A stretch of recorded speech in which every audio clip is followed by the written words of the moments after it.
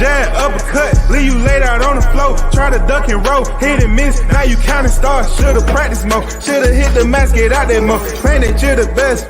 You gotta show me, son. Actions over words, baby boy. Is you real or what? Talking way too much, world come. Back sports, talking way too much, world come. Back sports, talking way too much, world come. Back sports,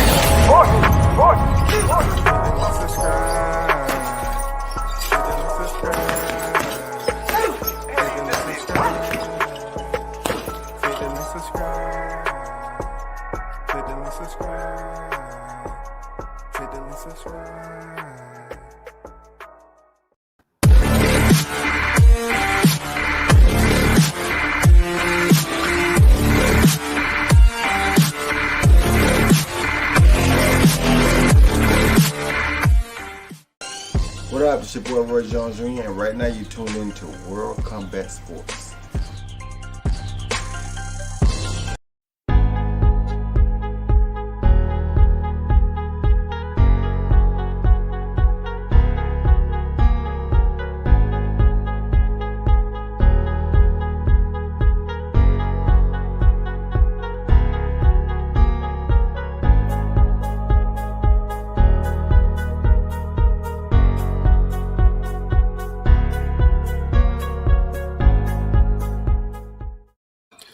Hello, everyone, and welcome to the George Kambozo Show.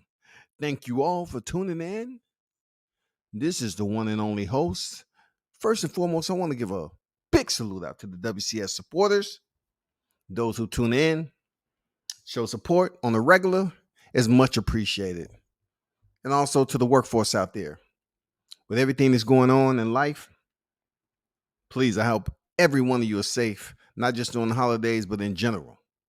Let's get right down to it. We have some things to talk about. George Kambozo.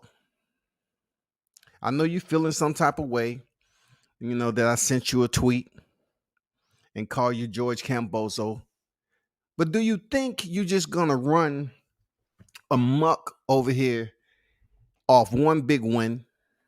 And then you're going to tell somebody what they should do with their fruits of their labor. You know what I'm saying? Who gave you that authorization? Nobody. You out of pocket, clown. You think you're just going to come over here and win one fight and then run off at the mouth, knowing damn well the biggest fight people want to see is you and Haney, the current WBC world champion, Devin Haney, right? And you just act like there's no existence except to sit up here and send insults. You try to play right on the edge of that card. You know what I'm saying? Who gives a damn about, whatever jewelry you seen him wearing? You just made a pretty decent paycheck yourself. So what you don't do over there in the Outback doesn't mean that's what we do over here in the U.S. See, I should have known. I told everybody about you, George Kambozo. I told everybody about you. I warned everybody about you. You didn't know. You were just putting on the front to come over here and act like you was going to be for the people. But yet when you get the straps, you totally change up. You was the one that was criticizing T.O. for the Undisputed title, but yet you hurry up and expeditiously, you went over there and changed your shit on IG. You and your team, that's all you've been talking about. Undisputed, undisputed. Now, you want to tell a fighter that has earned the right to be in the position he's in that he need to sell his jewelry. So I guess it's a culture thing for you, right? You worrying about his possessions, his prized possessions, instead of you worrying about being a prize fighter. You're not going to just jump out of pocket over here in the U.S. and just talk your shit there, bozo. You're not going to do that, bro. You haven't even earned that shit yet. Just because you won one of the biggest fights of your career, I commend you. I give you damn 1.52 points. You know what I'm saying? But you haven't defended them. The what separate between you and T.O. is that he beat Lomachenko. You did get the victory. But now that you have the belts, why don't you sit up here and give the boxing public what they want? The best versus the best, right? The best versus the best, right there, Kambozo. This is what we've been asking for, even with Teofimo Lopez. People will want to see this fight. You know that. You was sitting back listening. All the damn postponements. You was on social media. You was listening. You know what the fuck was going on. You didn't learn shit while your fights was being delayed. You didn't learn nothing about boxing. You didn't learn there's other fighters that's in this sport that changes the temperature in the room. You're not one of those fighters yet, Kambozo. You don't change the temperature in the room. Don't nobody know who the fuck you are. You'll always be linked to Tio until you do something spectacular. You want to think that we stupid enough to say, well, Kambozo, we're going to put you in the conversation of the greats because from what we see is you have to put polls up. You have to get confirmation from the people. You can't make your own decisions. You want to put a poll up and see who you want to see me fight when you was adamant about clearing up the confusion, bro. Right, Kambozo? You was right about you was acting like you was right on script with telling the people what they wanted to hear to clear up the confusion. The confusion is the last belt that's remaining in the lightweight division. That's the confusion of wiping the slate clean for an undisputed champion. Though I did in TO, I have with Kambosos call them undisputed. But my problem is this is a fight in a division that is extremely hot right now on the barometer. It has all the right, suspenseful moments to add on to this fight.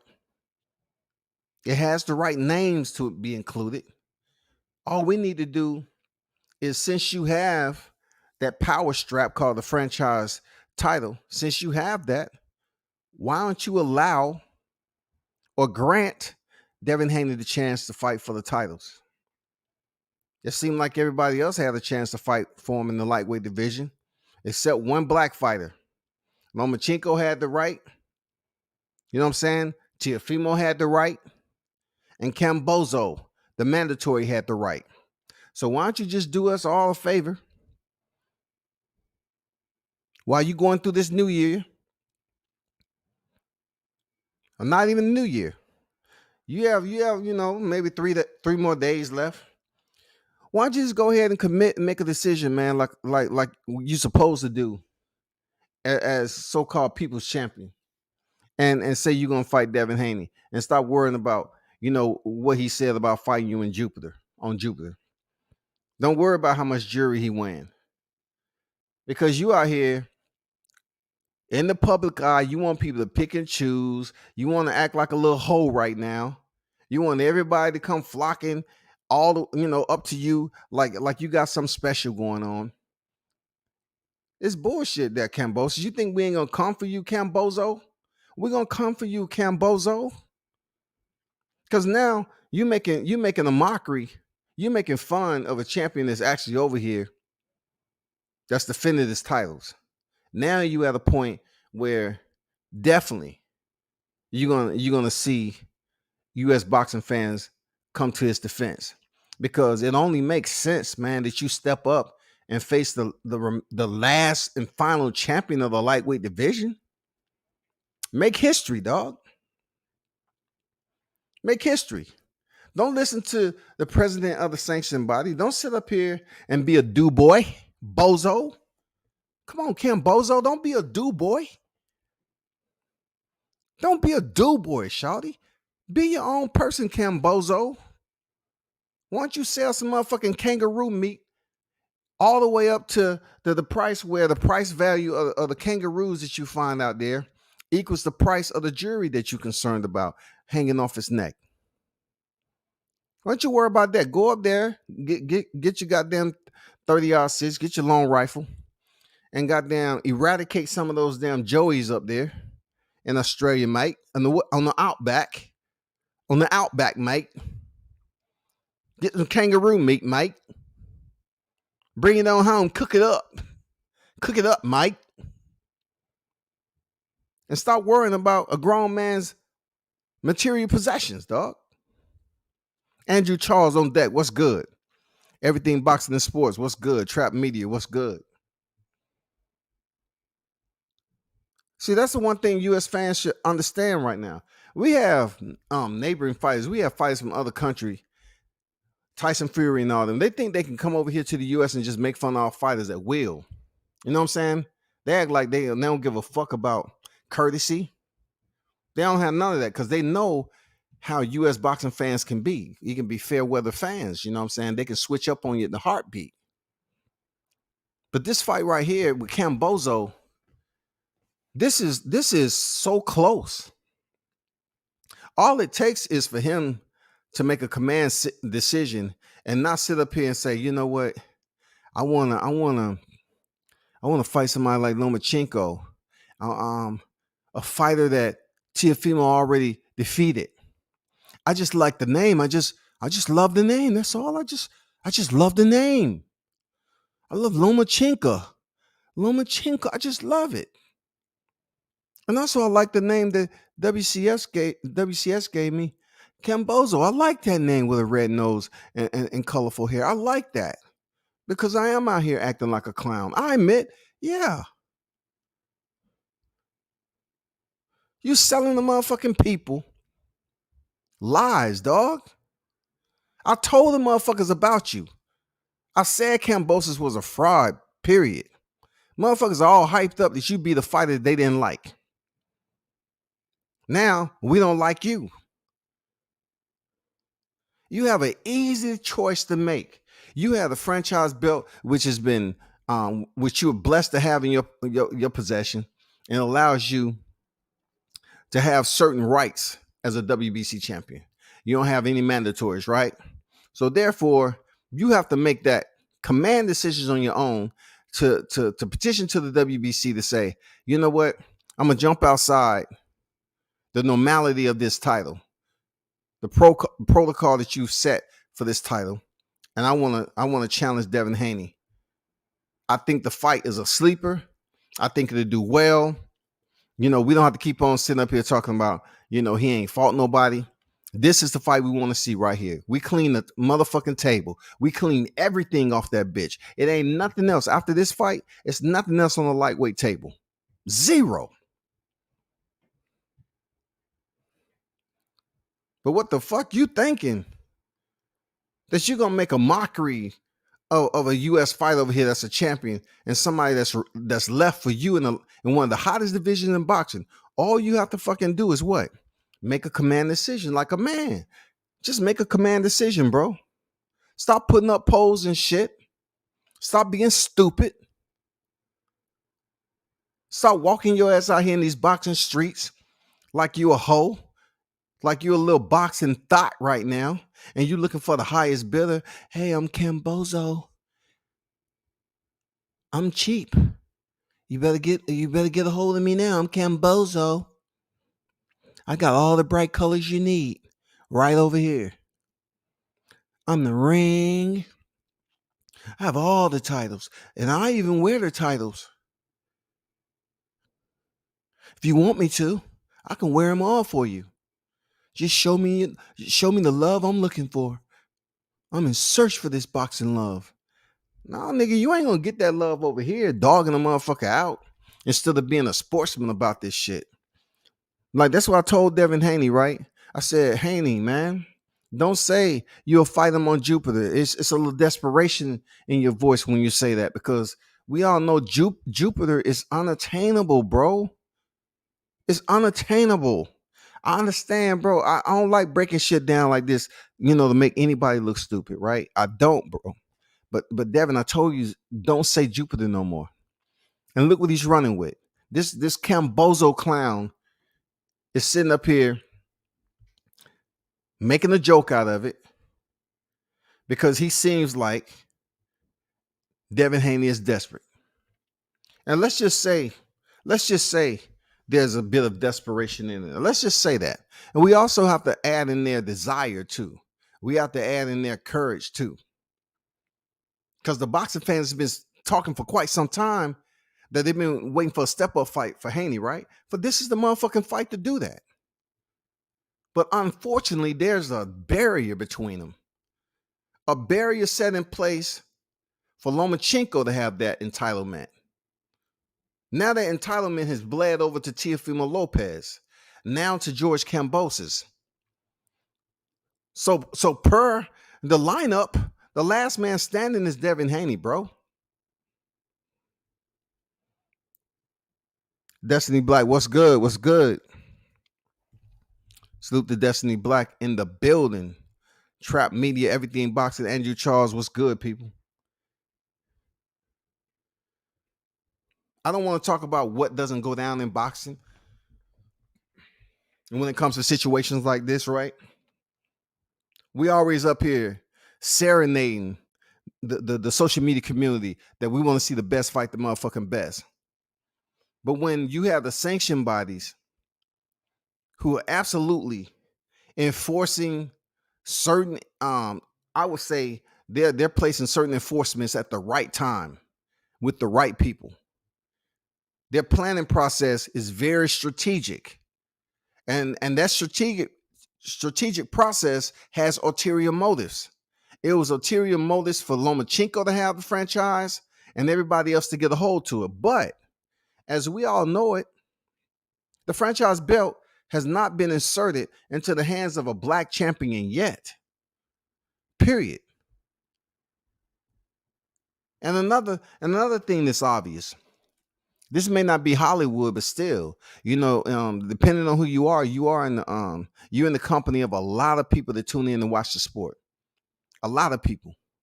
So therefore, you are a bit of a celebrity in your own way because you're fighting on the biggest stage, right? But for Mauricio to identify and label a belt that's in his organization, the Pride belt, and that Pride label's placed on the head of a black fighter, it just reminds me of black men that's being forced to wear skirts. They're always trying to demasculize the situation. It takes me all the way back to what we had to break out of in the days of slavery and shit. Why place an individual like Devin Haney that's never even shown you any indications of behavior that he's associated with pride when it comes to that community? Now, I'm not here to go back and forth and defend anything. I'm telling you why. I'm telling you why is this the case? Who the fuck has ever heard of a pride belt? Now, we knew you fucked up when you handed the Charlos, even though they brothers, and they be goddamn out of pocket and acting stupid as fuck. That belt, the Freedom Belt, was just as fucked up. The Freedom Belt had no merit to it whatsoever. You want to put two black hands on there? It didn't make any sense. Like Juneteenth, you want to provide a motherfucking Freedom Belt to two brothers who box? What the fuck is going on that people don't realize? That Mauricio Suleiman is playing a game like he really don't give a fuck what people think, especially when it comes to discrimination and prejudice?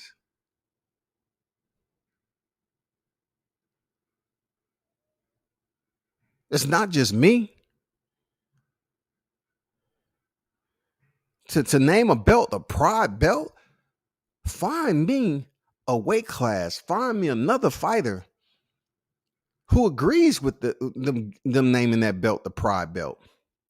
Name me another champion that holds the WBC title. And they don't have to be a black fighter, but explain to me, how is that applicable to the current reigning defending champion, Devin Haney? How does pride come into anything? You always have the gold, the diamond, the yellow, the silver, the bronze. You always have belts that's like that. The intercontinental, the international, whatever you want to call it. But the Pride fucking belt, it's a disgrace, dog.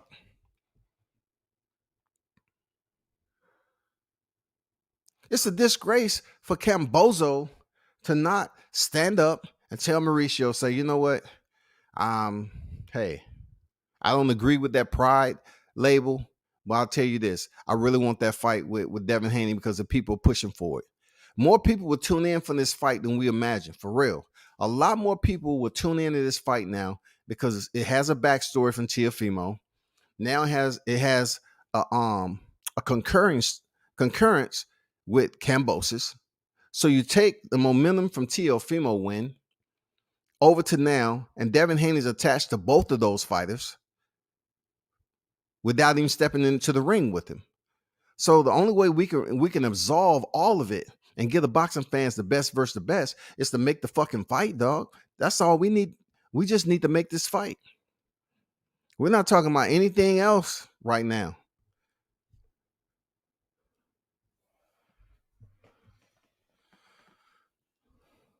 We've had 3 franchise champions at lightweight, and you unable to grant the last man standing with a belt an opportunity to show the world that Kambosos and Haney can fight. They're the last remaining champions in the division. It's absurd, man.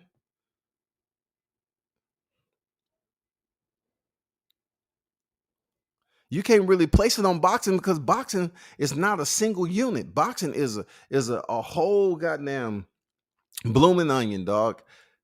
It's a tree that has many branches. That's what boxing is. You really don't even know where to look when it comes to boxing. It's so many people that's engaged and taken from the sport.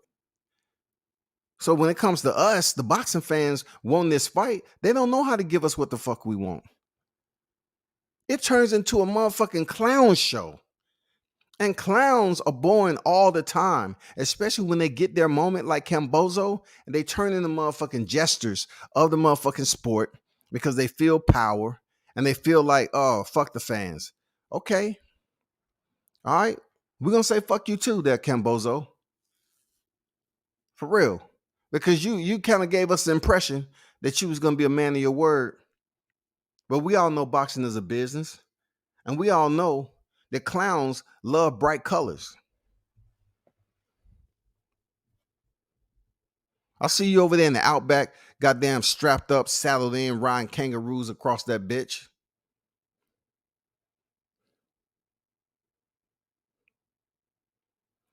Why the fuck you worried about a man's jury when you should be worried about making a commitment or making the fight or coming to a conclusion? Let's start negotiations with the last man standing with a title. That's only right. That's equitable for us, the boxing fans, and also it will be for you also. You will get paid handsomely in this whole deal. Why are you worrying about him selling his jury to make you, to appease you, to make you happy and satisfied? I can tell you why, Kambosos, because you're not even sure if you take this fight that you will be able to win this fight. You're not sure. You want to make sure you get with the right person that's gonna make you the most money because you said that already. But yet, once again, you really don't care about your legacy as a whole. Because either way you look at it, if it's Haney or Lomachenko, I don't think you, Kambozo, will win that fight, period.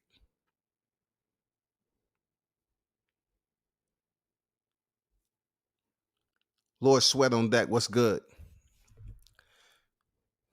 I'm just being honest, people. This shit irritates the fuck out of me because I've been over in Australia. Believe me. I've been over there.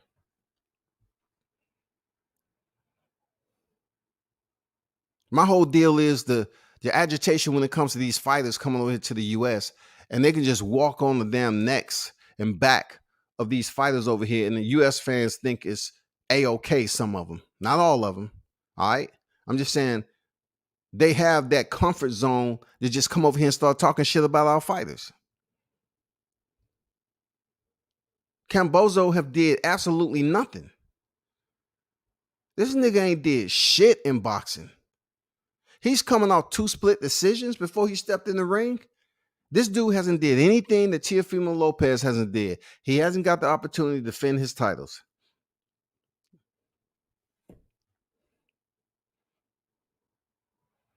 The entire disappointment of everything when it comes to boxing is moments like this, people.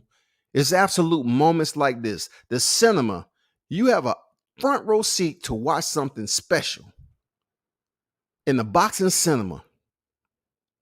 And those of you that's ever went to the movie theaters in the wrong hood, and you see motherfuckers walking and they head is going across the screen and they making noise and talking during the whole movie, and it just fucks your whole mood up because the movie's actually good, but you don't want to say nothing because you might not make it up out that motherfucker. We have the perfect opportunity to see this damn lightweight cinema play out. All the vitriol that was placed towards Tio and his father, that shit is gone. You know what I'm saying? All the lives that was done, that shit is over. Now we have a new face to the titles. And in order for us to get that or the push, you have to protest something, dog. I can give a fuck about the other protests that came out about Errol Spence. I've been talking about this protest for Devin Haney and Kambozo for quite some time. Yes, I have. I say the only way it's going to do it is you put a thumbnail up there that you're protesting. I haven't seen anybody do it but me. And though you may not believe deep down inside it's going to make a difference, well, you jumping on live every day making thumbnails, what difference is that going to make?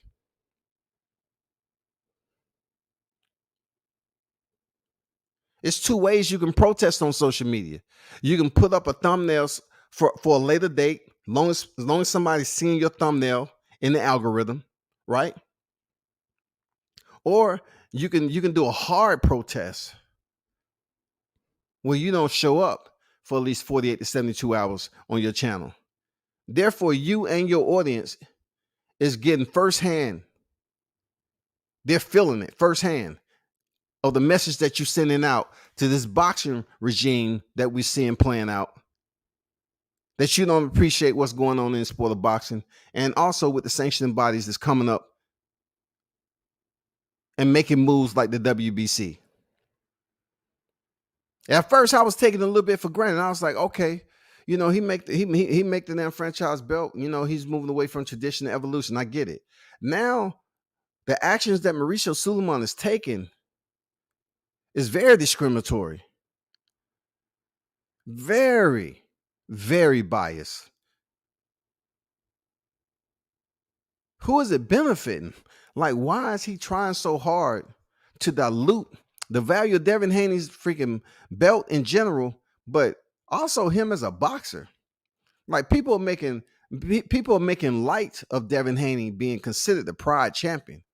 There's so many jokes and everything that's out here about him, of all people, out of the entire collective group of divisions that's in boxing. He is the only fighter who is a champion that was named the Pride motherfucking champion, dog.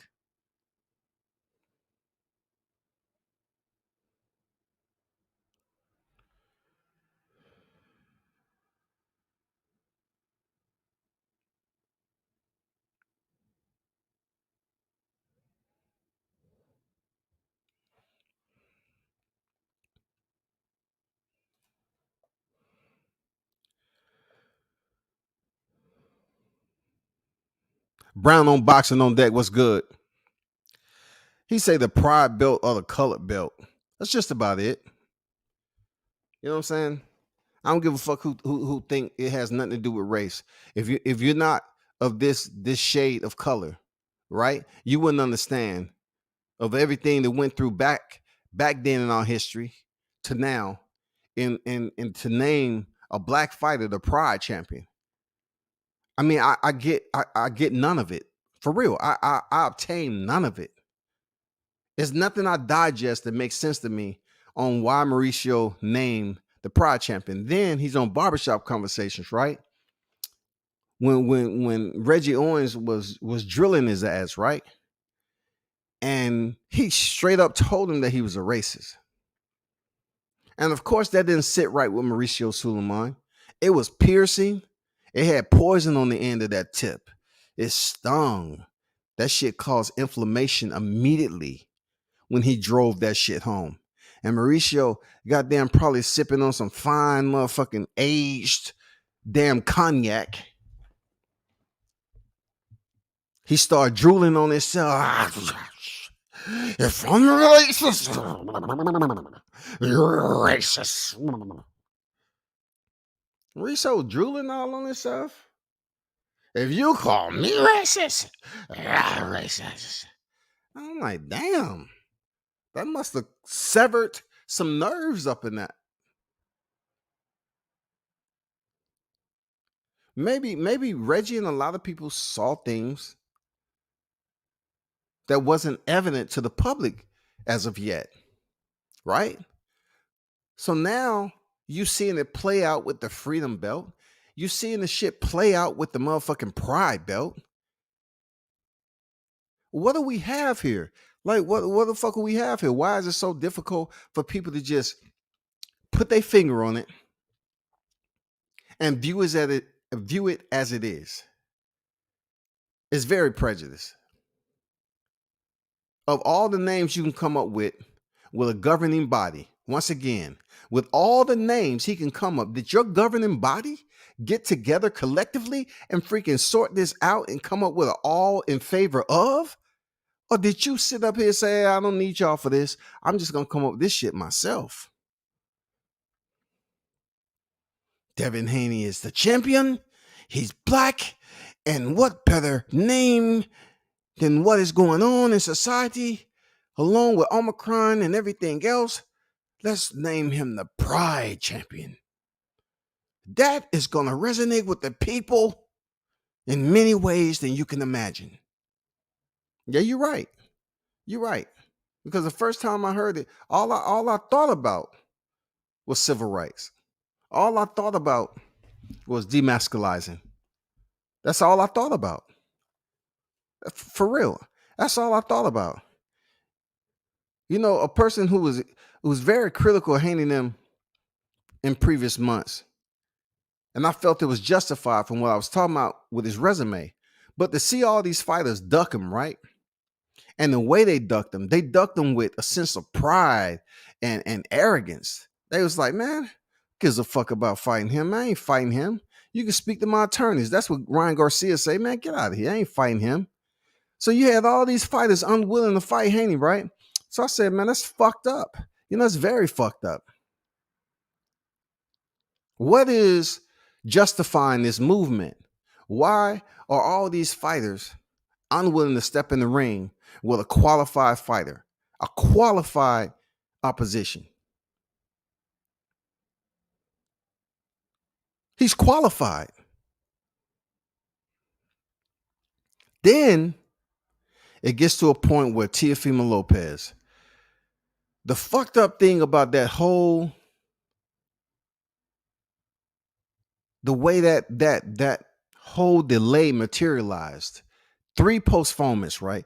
It was all bad. It was absolutely terrible.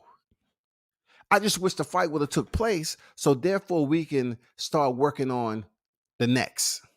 But the drama became with the Teofimo George Kambosos fight was more so to the delays than him actually stepping into the fight on the weekend, the first weekend in which they chose to abort mission when Floyd Mayweather came in there.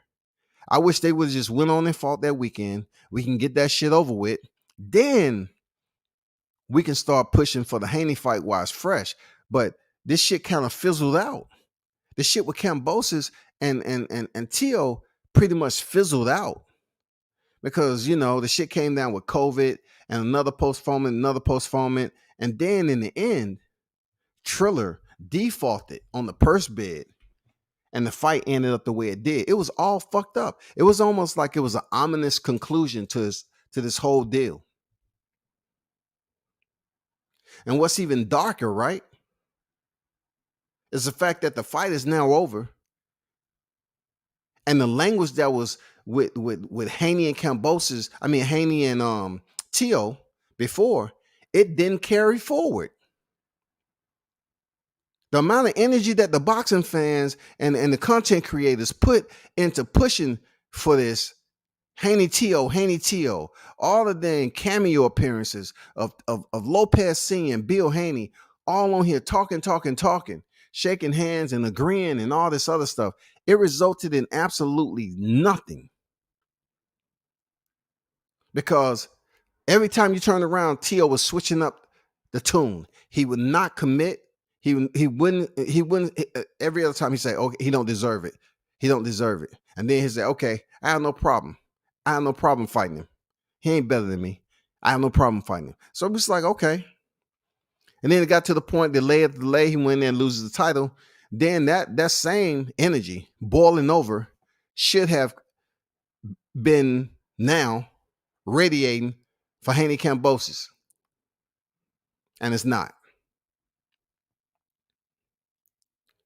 See, it's a weird infatuation with boxing fans over here in the U.S. with Lomachenko. It's a weird infatuation on what they have from Tyson Fury.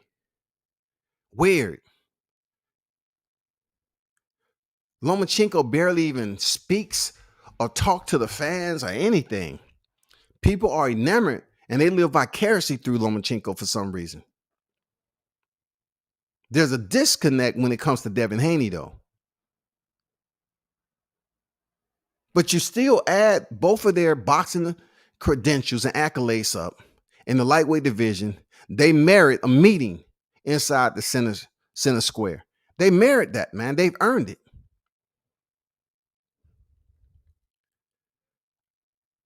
I take all the culpability in being the one that said, yeah, I have been the one to say franchise champion means something. It's gonna mean something. It does. It's every value that I mentioned. But the way that Mauricio Suleiman is elevating this belt,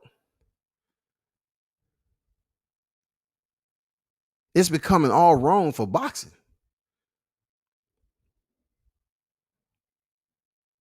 If you want to sit up here and praise the lightweight division for a belt that you created so someone can derelict their duties in facing what traditionally has been around forever and a day, facing your mandatories, then don't sit up here and insert your motherfucking insults and derogatory comments to say, well, this champion that I nominated is up here, and then this champion down here, Haney, he ain't shit. He's just a motherfucking pride champion. So allow him to continue to have pride as he fight, the cans at the lower division.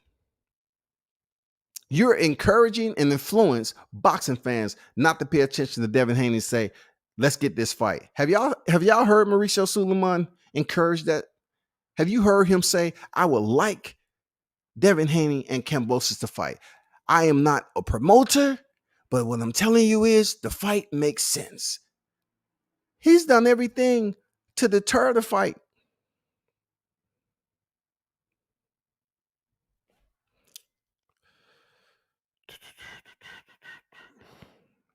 Destiny say, I'm sorry, but this is reminiscent of buck breaking farm doing slavery.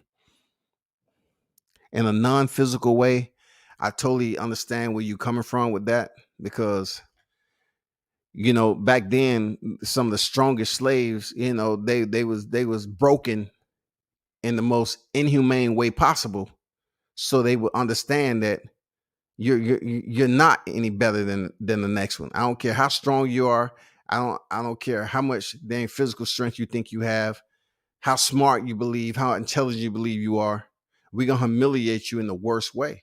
And I can't go to the extreme per se, but in a non-physical way, it's a lot of shit that can be correlated to that. Breaking down somebody like Devin in the media, breaking him down like he's nothing, breaking him down as if he's useless in this equation right here. And Mauricio Suleiman is pretty much contributing to that, and he shouldn't. He's contributing to these insults. He's contributing to this shit. He's the president of a sanctioning body. Why are you so involved in this for the wrong reason? I hope boxing fans across the tribes start putting on pressure for these guys to fight Haney. We're gonna have to start. We're gonna have to start in the U.S. and especially here in the YTC because, like I said, it takes a combination of us joining together. Even though we don't report as a union, you can still protest as one. And boxing doesn't have a union in itself. So how can you expect the content creators and those on the outside who's fans of the sport, who support the sport, and they see it for what it is? A system. Boxing is not a union. These guys doesn't have any benefits after they retire and knock the gloves for the last time. So how can you expect individuals that's reporting and speaking on the sport to be unionized? The only group that is remotely close, that has even come close on YouTube to being as a union, is the LDBC. That's it. But as the YTC as a whole, the protest and to get the word out there, because people do pay attention to YouTube, and also you have trainers, you have managers, promoters, you have individuals that tune in to certain platforms. And when they don't see that platform active and they don't see that live going up for at least about 2 to 3 days, and they see that thumbnail up there, believe me, the message will be passed. The message will get across, y'all. It will travel. But in order for it to travel, it takes action and effort from the beginning. The P's that we live by: proper planning prevents piss poor performance. All you have to do is plan it properly, and all these thumbnails up here just protest for 48 hours at least. I mean, the message will be sent loud and clear. You see all these other big platforms out here, they have all these subscribers that tune in each and every day to hear them talk about boxing and combat sports in general. So what you think is going to do to them? They're going to talk. They're going to feel some type of way. Why? Because they don't hear your voice that day. They're going to be like, damn, this shit's serious. But I can't be the only one to do it. I can't be the only one to do it. You know, we have to unionize in our own way in this YTC to protest the fight if we truly want it to happen. If you're not willing to shut down your channel at least about 2 days, then hey, I don't know, Bill must be wasting his time. I don't know. He might be putting too much trust in the YTC. If you focusing on pennies and nickels and dimes on this shit, I mean, you're not millionaires off this YouTube. You're doing it for a fighter that you support, right? So who's to say that you just can't just take a pause, send the message through your thumbnail, and then you're gonna have that much more momentum and energy when you finally return back to your platform, because your listeners are gonna be ready. They're gonna be seething. They're gonna be goddamn. Oh shit! They're gonna be out there gritting. God damn! How many hours we got left? I'm waiting for them to come in. Damn! I don't know what the hell to do. If you have enough of us across the platform to freaking protest, the shit's gonna spread. You have to trust the word of mouth. Word of mouth, man, is lethal. You know how many people tell other people to tune in to this channel on YouTube? So when they show up and it's a message there, you won't be back to 2 days after. People may feel some type of way, but they understand how serious it is. And then also the Haneys will understand that, damn, YouTube is supporting us. They do want to see him step up to the big fight. I'm gonna tell you point blank. I'm gonna tell you clearly. Like, this is one of the fights that, in my opinion, it lines up very well. All the stars are aligned, right? For this fight right here in the lightweight division with Kambosos and Haney. But when you talk about goddamn a fight that's been in the talks forever and a day, when we talk about Errol Spence and Crawford, please don't protest that. If you're unwilling to protest something that's down here, that's look centimeters from being made. Like, this is so easy to make. This is motherfucking so easy to freaking make right here. This is easy. No fighters have anything lined up. All the lightweights fought perfectly. Kambosos,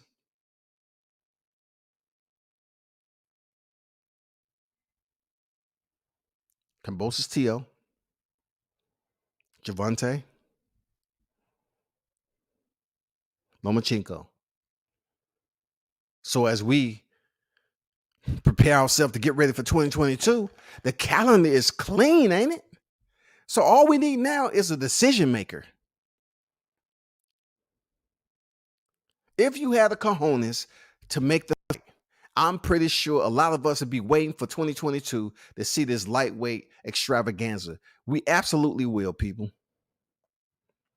Haney got publicly shit on pretty hard these last few days. It's crazy. Yeah, man. It's not right. And, you know, when it comes down to it, a lot of people be petty about boxing. It's a business, but it's a dirty sport. Yeah, we all know how boxing is dirty. But once again, we have different platforms than we had, 20 years ago. We have different measures and methods on how we can get our message out there, how we can speak to people. And this is one of those times where if you have individuals just exhale just a little bit and understand how important it would be to unionize and protest this, it would bring more respect to YouTube also. Because this platform has not have been accredited of making any fights. I don't care how many interviews you have. You can interview any promoter you want, any trainer you want, any manager you want. But YouTube is not respected for making fights. So to come up here and protest a situation in a fight like this, that's warranted, to shut down your platforms, it would bring a sense of seriousness and respect, I believe, from outside entities. I truly believe that shit. My dad said that same shit today. Haney got a bad year. I don't look real. I'm not even getting into it because I don't even want to repeat everything. Like check this out. I don't get into the messy part of it. But me, I just sat up here and I'll send out a a tweet or two behind the scenes and on the particular situation and at George Kambozo and just place something out there that's currently going on and active out here on Twitter and IG. You know what I'm saying? He's looking at Twitter. He loves Twitter. Kambozo loves motherfucking Twitter right now, dog. It's deeper than belts, but I gotta say, a lot of this is enabled by the creation of the franchise belt. So if something is enabled right now, right, Andrew? Make a solid point, right? If you have an enabler, how do you get together? How do you build up cohesiveness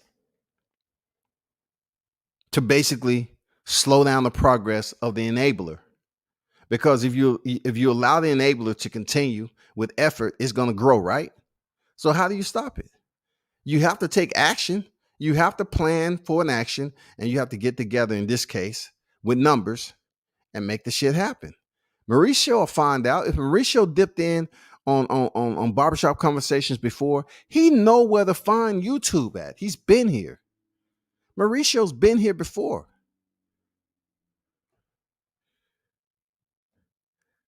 All you have to do is put something simple that's up here, right? This is my thumbnail that's up here on YouTube right now. You know what I'm saying? This is my protest thumbnail. That's my protest thumbnail. Something simple, straight to the point, and you put the word up there.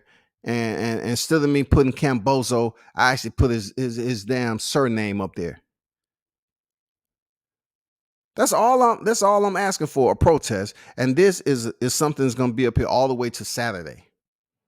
Enough time for people to see it, review it, think about it a little bit, and say, why is it up here? You know what I'm saying? Why? What's this about? And then they're gonna start talking to people. Hey, do you know what's going on YouTube? They protesting, but they're not gonna just do it off me, off seeing my thumbnail.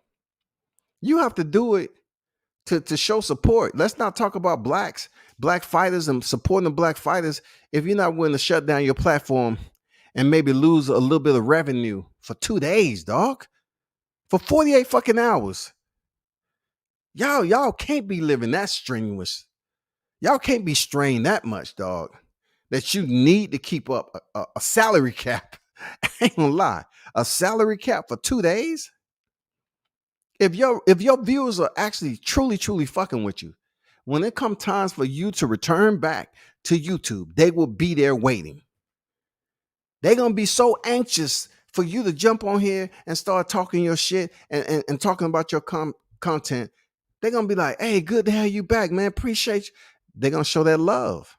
And in the process, Devin Haney, during that time, is the primary focus of pushing his fight to get in there with Kambozo. That's all I can say, people. That's all I can motherfucking say, dog.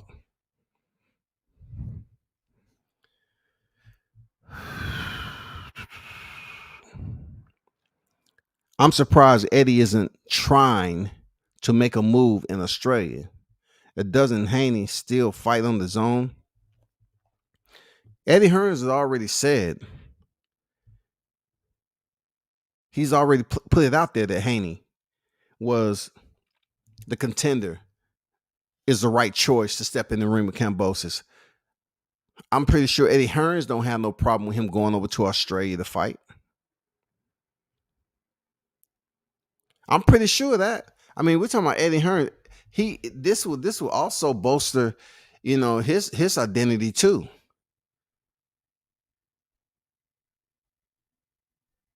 This would do well for Eddie Hearns. And don't let me get to trying to get you to believe that I'm advocating for Eddie Hearns. This is straight up for Haney. That's it.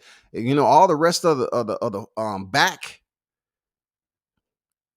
from Haney back, I don't care anything about. Like, that's for him to talk about. For the Eddie Hearn, Haney, Bill, all of them to get together and talk about the numbers and talk about what the fight gonna be. My whole point is, this section right here with YouTube, the only way people gonna start taking us in any serious than what we're doing month after month after month after month. Somebody tell me this. Somebody tell me this. Do you think YouTube has grown from the Gary Russell and Devin Haney situation that went down last year? Do you think YouTube is any stronger in people respecting our voices and the message that we put out all the time? I don't think so. But for a fight that we didn't believe that was going to happen, and all that man hours that was put into that fight, the man hours, now we have a fight that's actually presentable to the people. It makes sense, y'all. This is a motherfucking fight that makes sense. This makes sense. We're not talking about a champion moving up from 26 up to 35. No, we're talking about two champions campaigning in the same weight division, and it can go down because none of their calendars have a fight schedule. It's all up to Kambozo to take off the motherfucking big shoes, the red nose, and the wig and say, you know what? I think it's only right for me to jump outside the Outback and make this fight, Mike. Let's do it for the people. I'm tired of that guy calling me Kambozo. I know I'm not killing any Joeys. I love them Joeys. I eat them all the time. I love them. Well, goddamn, show us something, bro.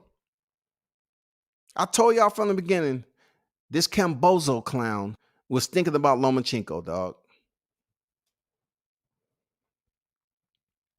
Kambozo was thinking about Lomachenko because he wants to believe that Lomachenko is going to be his Manny Pacquiao. That's all.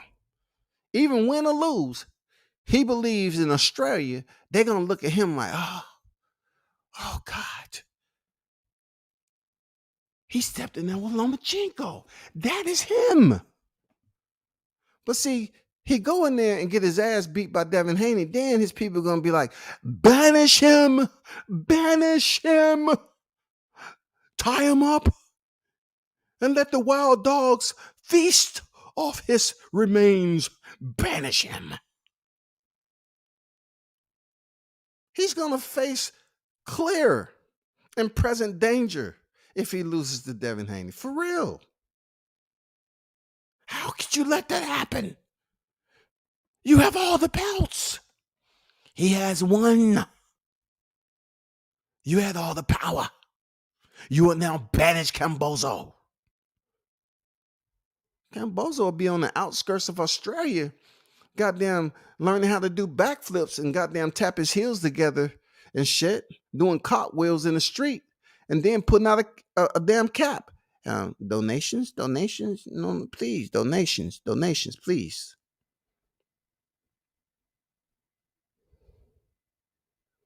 This will look when you look at Devin Haney's situation.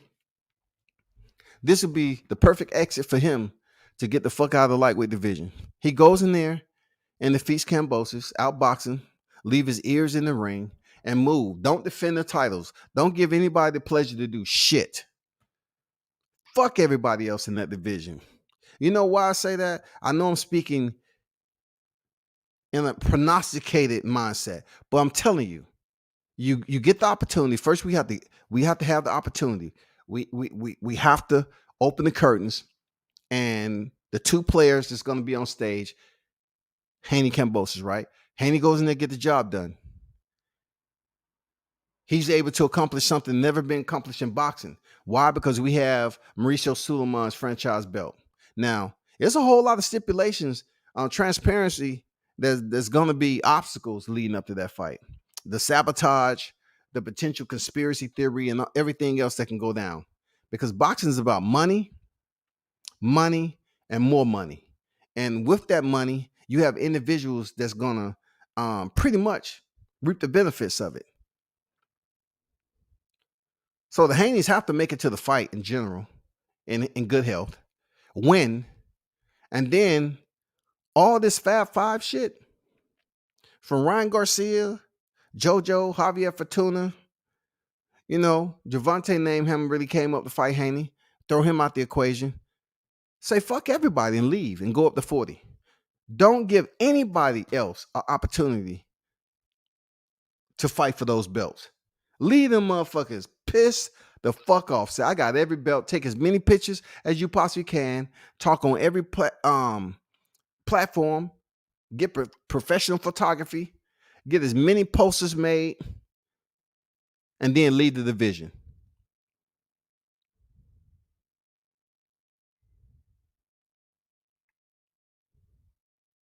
Lead the division.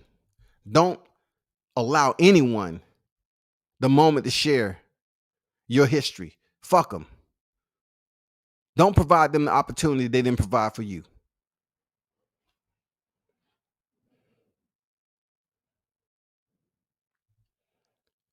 Eddie brings a lot with him. He could put on a show in Australia. The Zone does decent production. He would get a lot of subs. He could do this for Haney. I agree, Andrew. I agree. Him going over there to Australia, he knows how to put on a fight. I agree. I totally agree with that, man. Like that is not even one of my concerns. Like Eddie can make that shit happen over there. And all Kambozo talk about is 80,000. Come to Australia at 80,000. Come. Let's make the fight in Australia. I'll say, yeah. Eddie, go ahead and put them pyrotechnics up there. Goddamn, put the fight together like you did. Teofimo and Kambozo, give it to the fans. and let's make the fight. So I'm pretty sure Eddie is talking behind the scenes, bro. Believe that. I'm pretty sure Bob Aaron want this fight too. Real talk. Man, I can't say it enough. I know the phones and the people are trying to talk and trying to talk, and then they trying to figure out what Kambozo's trying to do. It's huge, man. It's huge, for real. It's huge, man. This fight right here, I'm telling you, if they're able to make Haney Kambozo, man, it'll be a damn good fight, dog. People will tune in to see that fight. It'll do crazy views. I believe if Kambozo fight Haney, I think it'll do more views. Let me recant that. It'll be close to or equal to views that Teofimo and Lomachenko did. I believe it would do incredible numbers. I'm not sure if it'll do more. I'm not a numbers guy like that. I don't put too much focus and emphasis into that shit. But I'm just saying it would do incredible numbers because of the buildup. The buildup is right where it should be. The temperature, the barometer, the content, the suspense, the drama, everything that's associated with the plot is right here in the lightweight division. Everything to write this story, everything you can ask for. But I guess more people just want to talk about Terrence Crawford and Errol Spence and Boots Ennis. I'm just saying, man. I'm just saying. That fight, no one even sees it in the damn stratosphere. Like, no one even sees that shit. But this fight, we can see it on the horizon. We can see that shit, y'all. We can see this fight going down soon. We're content in a lot of ways that this fight can happen. It's far more closer than the Errol Spence Terrence Crawford situation.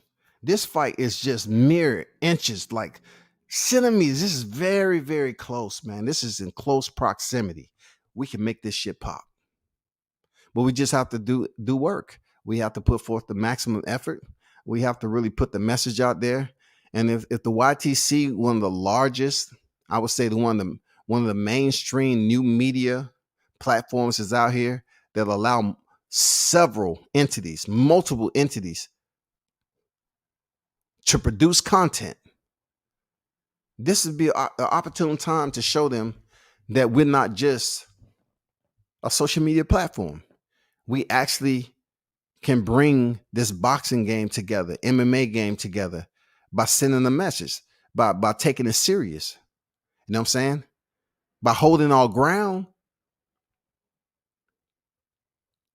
stepping outside the box with both feet and saying, you know what? I totally respect the fact of Kambozo's winning the titles, but also we'll respect it even more if Kambozo's fight the last champion that's remaining. Mauricio Suleiman cannot strip Devin Haney of the title unless he's not abiding by the mandatories. But when you have mandatories that's unwilling to fight, then Mauricio Suleiman should take in consideration to say, you know what, man, we're torturing this guy. We're torturing the shit out of this guy.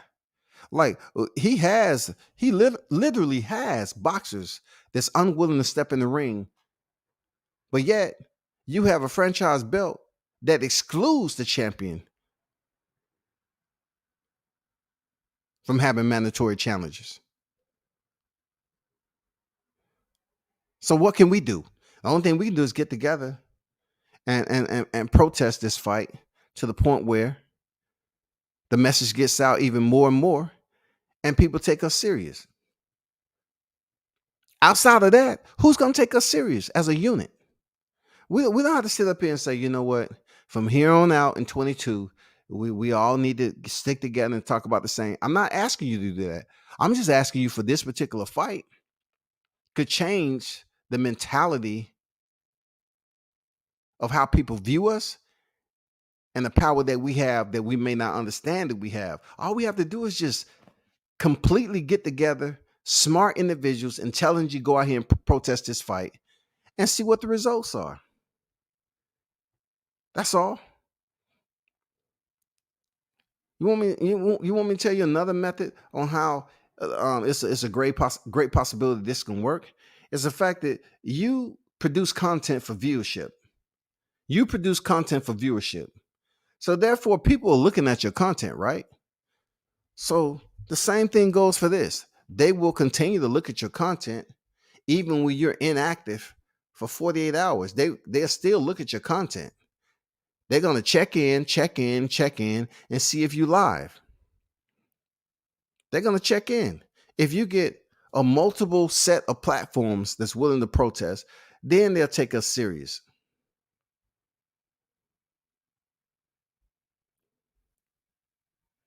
I don't give a damn who first or not. But I've been speaking about this forever and a day, and it seems that no one's on board about it. So I'm like, hey, I'm looking at Bill Haney say, it is what it is, man. I guess the shade of color is only going to matter in a couple more months when February come around. You can't wait to freaking February and say, let's all bond together.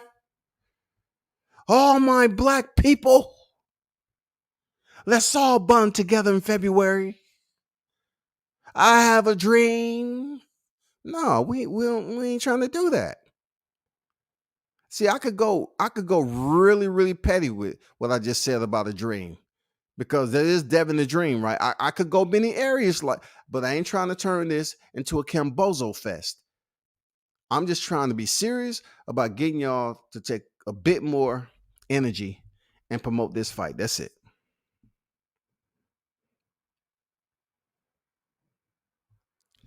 G Boxing on deck. He said, F Haney, George don't owe him shit. Okay. So I never said that George owed him anything, right? But when it comes down to whether you're a temporary or casual, it boils down to this right here, that G Boxing, is that both of them are champions in the division.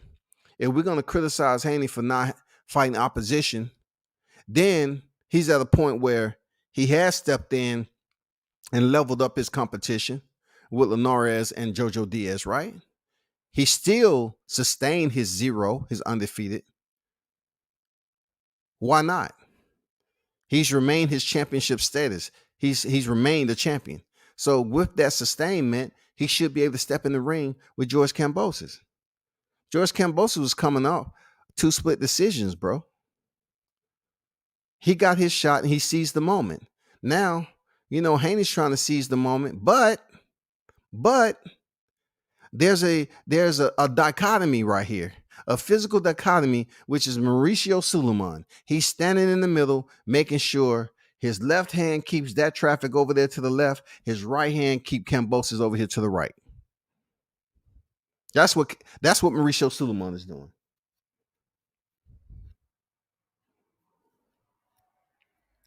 And we're not trying to make it a black against boxing, but call it for what it is. I mean, why in the hell is it impossible for a champion to get a fight? Like, there's no other label, another champion in boxing that you can reciprocate this.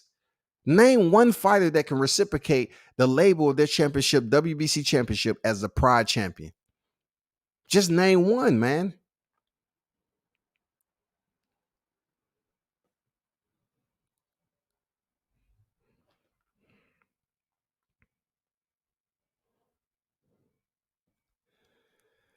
Andrew say, I've always felt that Eddie has never promoted Haney near enough, but I really hope he's trying to do something behind the scenes.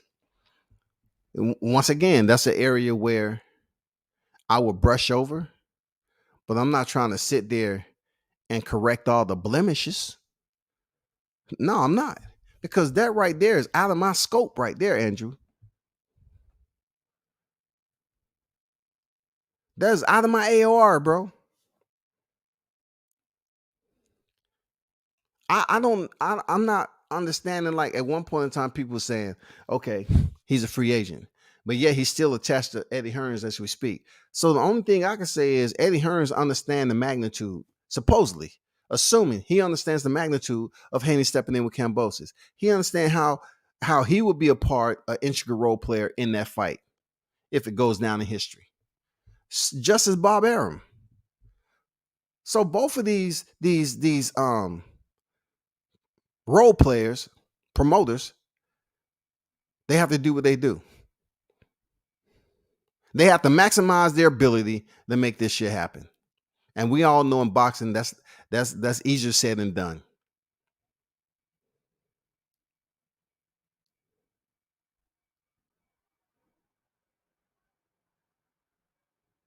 That's our dilemma, people. Don't get on here complaining if he chooses Lomachenko, because I told you that right off the rip. I said Kambosos is bullshitting. Because if he was all about fighting Haney, he wouldn't be waiting for Lomachenko to finish up with Comey. And then he wouldn't be up here talking about, hey, you know, we're going to fight. We're going to clear up all the confusion. But Haney, to you, I need to see how you look. That told you right there he was full of shit. I told you right there. This nigga was full of shit, dog. He wasn't going to make that decision. Fuck with everything you heard. He was just there to feed the people, spoon feed them right there, you know, satisfy their appetite just a little bit, because he know what his main objective was. His primary objective was Lomachenko. So hopefully, I'm all the way wrong on that. Hopefully, we can come up here, we can bring in 22, and then we get the news. The news breaks that we're going to get the fight. But this fool, Kambozo, is over there on Twitter putting up polls.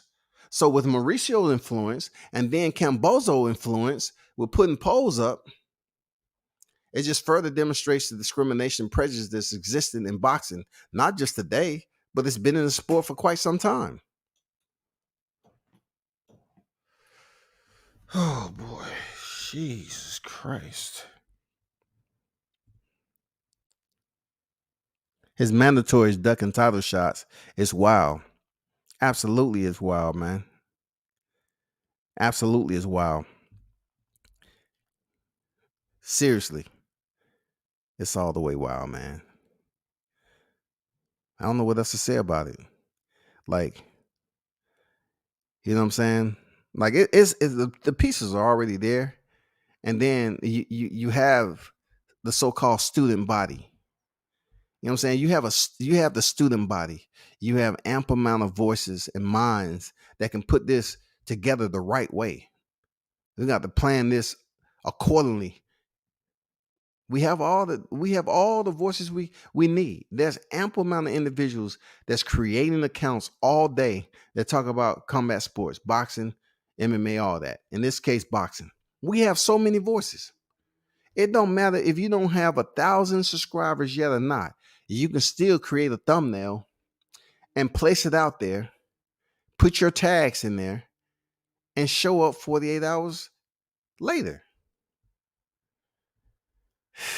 But I don't know, man. I don't know. I just seem like people are freaking dire straits trying to soak up every penny, nickel, dime on this YouTube shit. Like, I'm not worried about people making money. Real talk. I want people to sit up here and,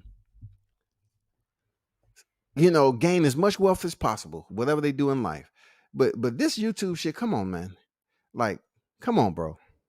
We're talking about just shutting down your channel for this time to get a fight that may potentially never happen again. So let's say, for instance, Devin Haney don't get the fight with Kambosos. I would suggest that they move up to 140, because obviously this position that he's in right here is a mud hole. It's just like they used to tell us when we was on op. We had to dig our own fighting hole. And some of the time we was out there, started raining, and we were still in the fighting hole. And the water was damn near up to our damn shoulders. The only way it doesn't go up to our shoulders, we had to keep on shoveling the water out as the rain kept coming in. He's in the mud hole right now.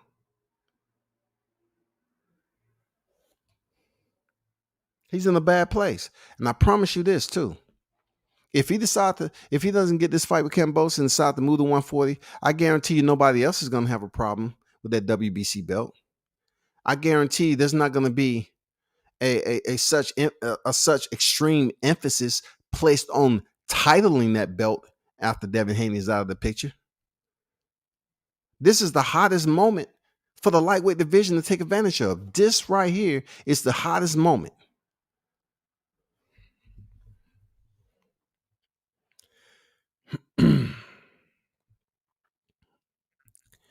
Shout out to Big Dog on deck. Shout out to my man Pete Davenport on deck, man. Salute to you and the family, man. Appreciate you pulling up. He said, peace, my big bro. Peace to you there, Pete.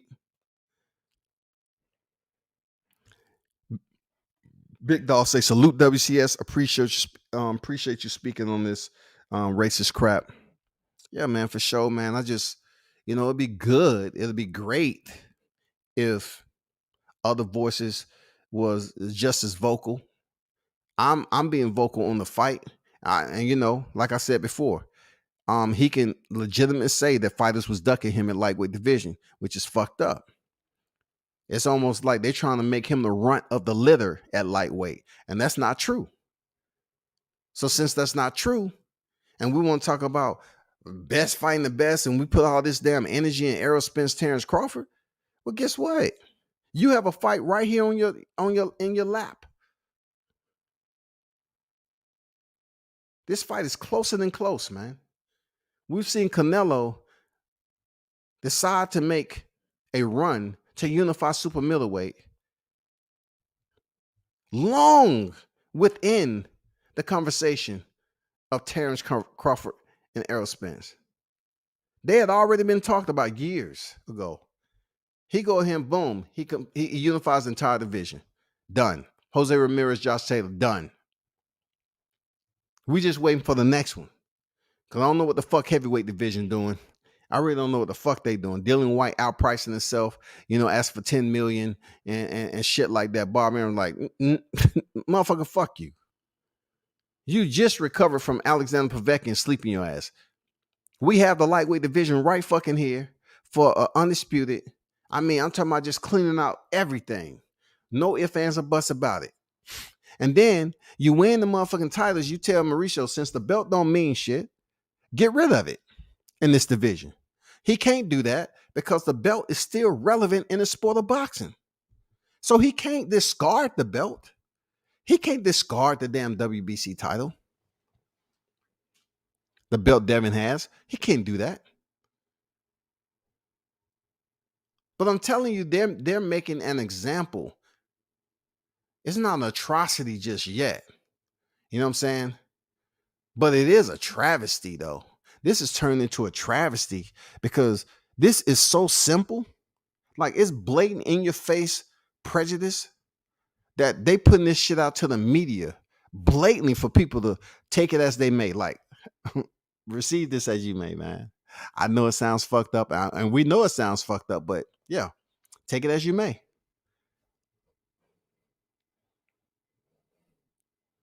Being receptive is everything. Take it as you may. He's a proud champion.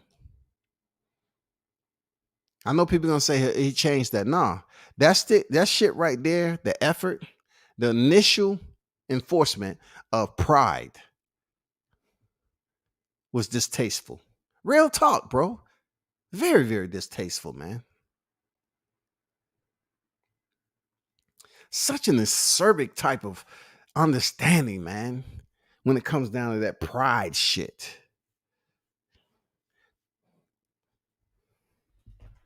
Damn, Suleiman, man, you on your shit, boy. Ryan did the same thing. He took a pole in the ring when Haney challenged him to his face. I'm not trying to bring up Ryan, though. I get it. I get it. You know what I'm saying? I get it. These dudes want to put polls up there because in their mind, the people are already feeling some type of way about the person they doing a poll on. They feel like there's a little bit of different type of resistance, you know what I'm saying, going on with this individual. So with Haney, They understand what's being said out there. They understand. So what they're gonna do is try to insert or inject more of it by asking the public, the general public, hey, I just want to do a poll. I'm not trying to be biased to anything, but who do you want to see me fight? And then they put the names on there, and then the people, start coming. Look, it's definitely more people out here that will fuck with Lomachenko than Haney. Right? We understand that. With his Olympic credential and everything else, his professional career, in my opinion, hasn't been stellar like that. It hasn't been. And I always said Lomachenko was overrated, but he can box. But Lomachenko making all those excuses and shit after the TO loss. And then he's coming back fighting TO's, leftovers. All it does is bring me to this right here. Lomachenko was defeated by the fighter that you defeated.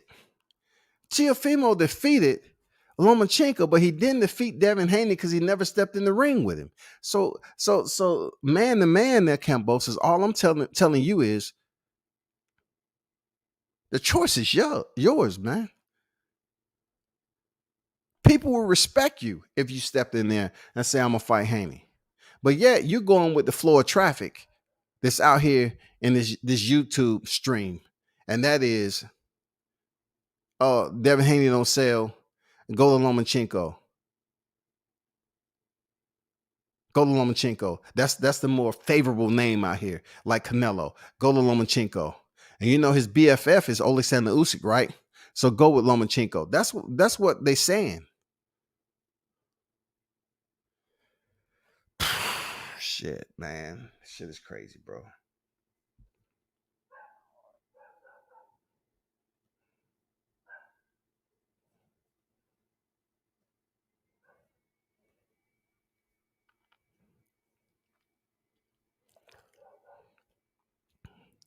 I'm going to drop the link. Anybody want to talk about it? I'll leave it down there for like 5 minutes. I know people, getting ready for work or whatever the case may be. Tuned in to other channels. It's all good. But I dropped the link. I really want to hear the input of those out here in the boxing community that support this situation. I just want to hear what your thoughts on it. For real. I could venture off and talk about a plethora of other topics, but I choose to digress. I definitely will, because I want this to be absolutely about the task at hand. The directive is Kambozo Haney. That would be great. That would be great. Because it'll be a part of history. Whoever does it, be the first to ever do it. You will have all the belts across the land in the lightweight division. It doesn't get any better than that. At all. It doesn't get any better than that. You'll be the sole proprietor of having all these straps, all these championship devices in your possession. And like I said before, you don't have to goddamn fight any mandatory. You don't do shit. No sanction fees. Get the fuck out of the lightweight division and go up there to 140 where it's a bunch of cages open. It's time to goddamn roll with the other pack. That 140 pound division is about to be more lit than the lightweight division in a year. So we can get this fight, clean out the lightweight division. We got T.O. moving up. We'll probably get Devin moving up. And it'll just be left with Gervonta Davis, Ryan Garcia, Richard Comey, Javier, Rolly, Isak Cruz. But those names won't be as hot as the ones we got in there now, except Gervonta Davis. You know what I'm saying? Like Ron Garcia, I care less about. I hope he does come back and fight whoever he's gonna fight. But right now, my primary focus is the finale. Dog, this is finale, bro. Can we get a finale, bro? This is all we want. We want a finale. Y'all ain't satisfied with this. You all are not satisfied with Kambozo's beating T.O. You some of you was requesting the results that you got. It only just, it gave your appetite just a temporary fix. Like, oh, that's good, but all right, cool. I'm not satisfied though. It's just like Deontay Wilder and Anthony Joshua. Deontay Wilder ended up losing his title before he was able to step in with Anthony Joshua as a champion for the unification. People really wanted to see that fight. This is the same way. This is another moment. People truly want to see Teofimo Lopez, Devin Haney. They didn't get it. Now we're trying to determine if George Kambozo will make the decision. That's the big deal. Until then, I can't even talk about it too much more. Hey, show your face, big dog. Let me see, who is this? B in Boxing News. I've seen you around. Okay. Hey, what's going on, my brother? What's good with you? Man, I'm good, man. I'm just kind of upset about Kambozo, man. Appreciate you pulling up, man. What you got to say? Speak on it, dog. Devin Haney. Speak on what you upset about with Kambozo, his actions, how he moving. I mean, he's asking the man to sell his jewelry. Other words, meaning he doesn't have enough money to pay him to fight him. He's looking for the most money that he can get to fight. I understand what he's trying to do. He's trying to cash out, but I expect Kambozo to be a man of his word. He said prior to the fight and even after the fight that he would fight Devin Haney. And now it seems as if he's backing down. It seems as if he's not a man of his word. He's acting just like freaking Teofimo. And that's the type of shit that's really bothering me about him, man. Good point, man. I agree. T.O. did act brand new when he won the titles. And look, I felt I didn't have an issue with him acting brand new because he defeated Lomachenko, a boxer who I felt that had all the support system. Everybody was supporting Lomachenko. And Teofimo went up there and defeated him. But Kambozo, though, I cannot put Kambozo in the same field as T.O. because T.O. fought Nakatani and then Richard Comey. Kambozo was a mandatory. So he got the kit and the caboodle all at once. He got the grand, the grand scheme of things. He got all the titles except one. So I told people, I said, once he won the motherfucking titles, he ain't gonna give a damn about the fans. So he immediately showed us. He went on IG and changed the shit to Undisputed. And this is the same dude who was criticizing T.O. for saying he was undisputed. Exactly.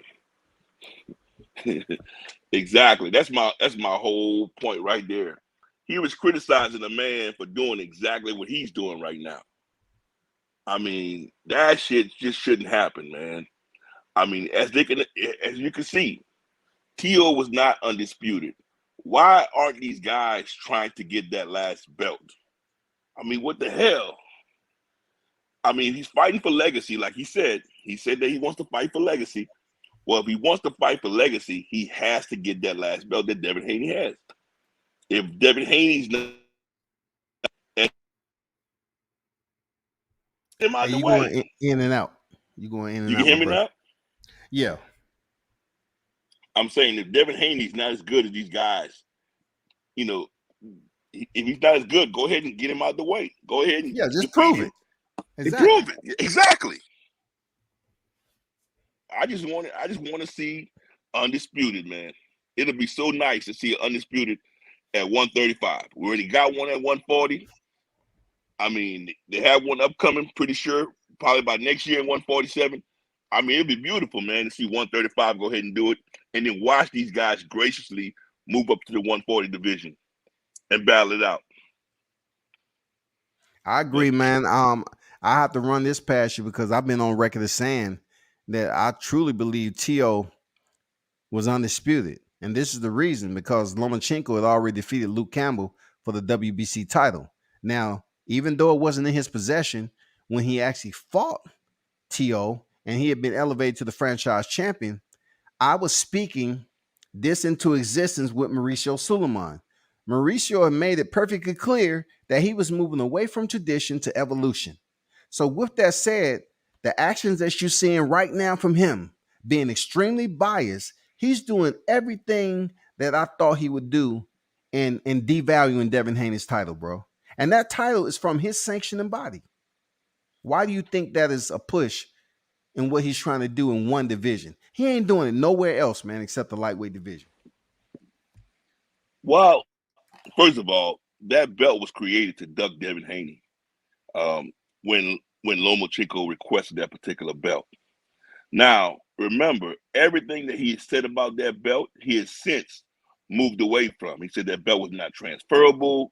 He said many things about that belt, and guess what? That belt had transferred hands already twice. Exactly. So that belt is becoming something that it wasn't in the beginning. It wasn't supposed to be. Now you're correct. It has devalued Devin Haney's belt. It has actually taken its place. Correct. But the thing about it is that belt isn't recognized anywhere else. As you can see, if you look at any true undisputed list, Teofimo Lopez name wasn't on it. Kambozo's name isn't on it. So they have to get that last WBC superweight belt in order to become the 4-weight champion, champion in that division. Correct. I'm totally on board with you on that, but I have to ask you this: is the WBC recognized across other divisions in boxing? The WBC was one of the best categories they were. I mean, belts they were. The WBC I'm is the just one saying. I always. I'm just saying. I'm just asking one of those questions. So the WBC is recognized across boxing, right? Yes, So 100%. 100%. So with that 100%,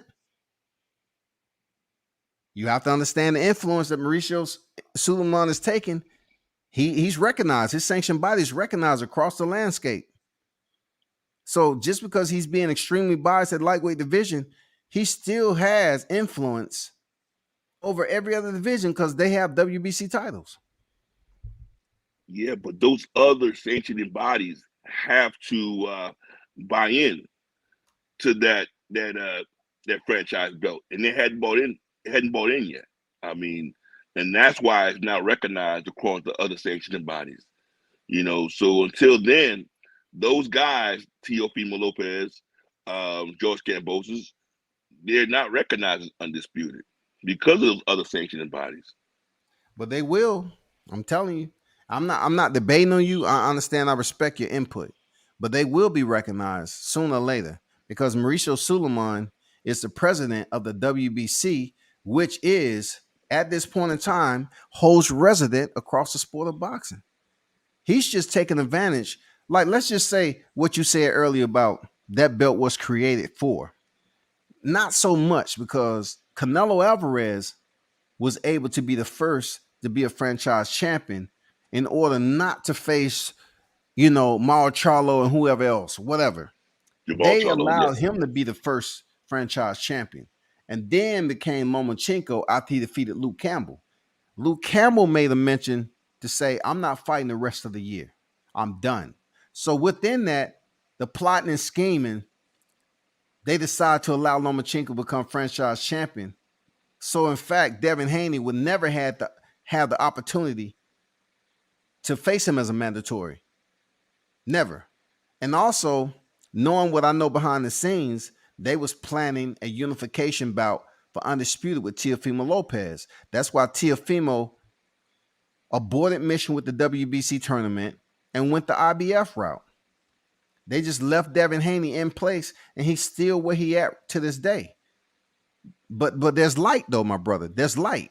The light is Kambozo's. All he have to do is check the box and make a choice to fight Devin Haney, and we got to fight. That's what I want. That's what I'm praying for. I mean, that's just, listen, man, Kambozo's had everybody to buy in. Remember, prior to Kambozo's fighting Teofimo Lopez, I mean, unless you was an extremist when it comes to being a boxing fan, you didn't know who Kambozo was. Correct. And now that he's in place, man, the fans want to see him fight Devin for all the belts, for the 4 recognized belts. Let me put it that way. Yeah, for the recognized, yeah. For recognized belts. And he's ducking off, man. But I already see what's going on. They're going to try to put Lomo in place to get his belts back. And I'm going to tell you, like,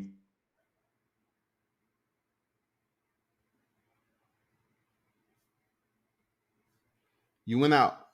You went out. Luke, Yeah, you you went can out. hear me? I can hear you now, but you went out. World Combat Sports. Yeah, you might want to go out and come back in.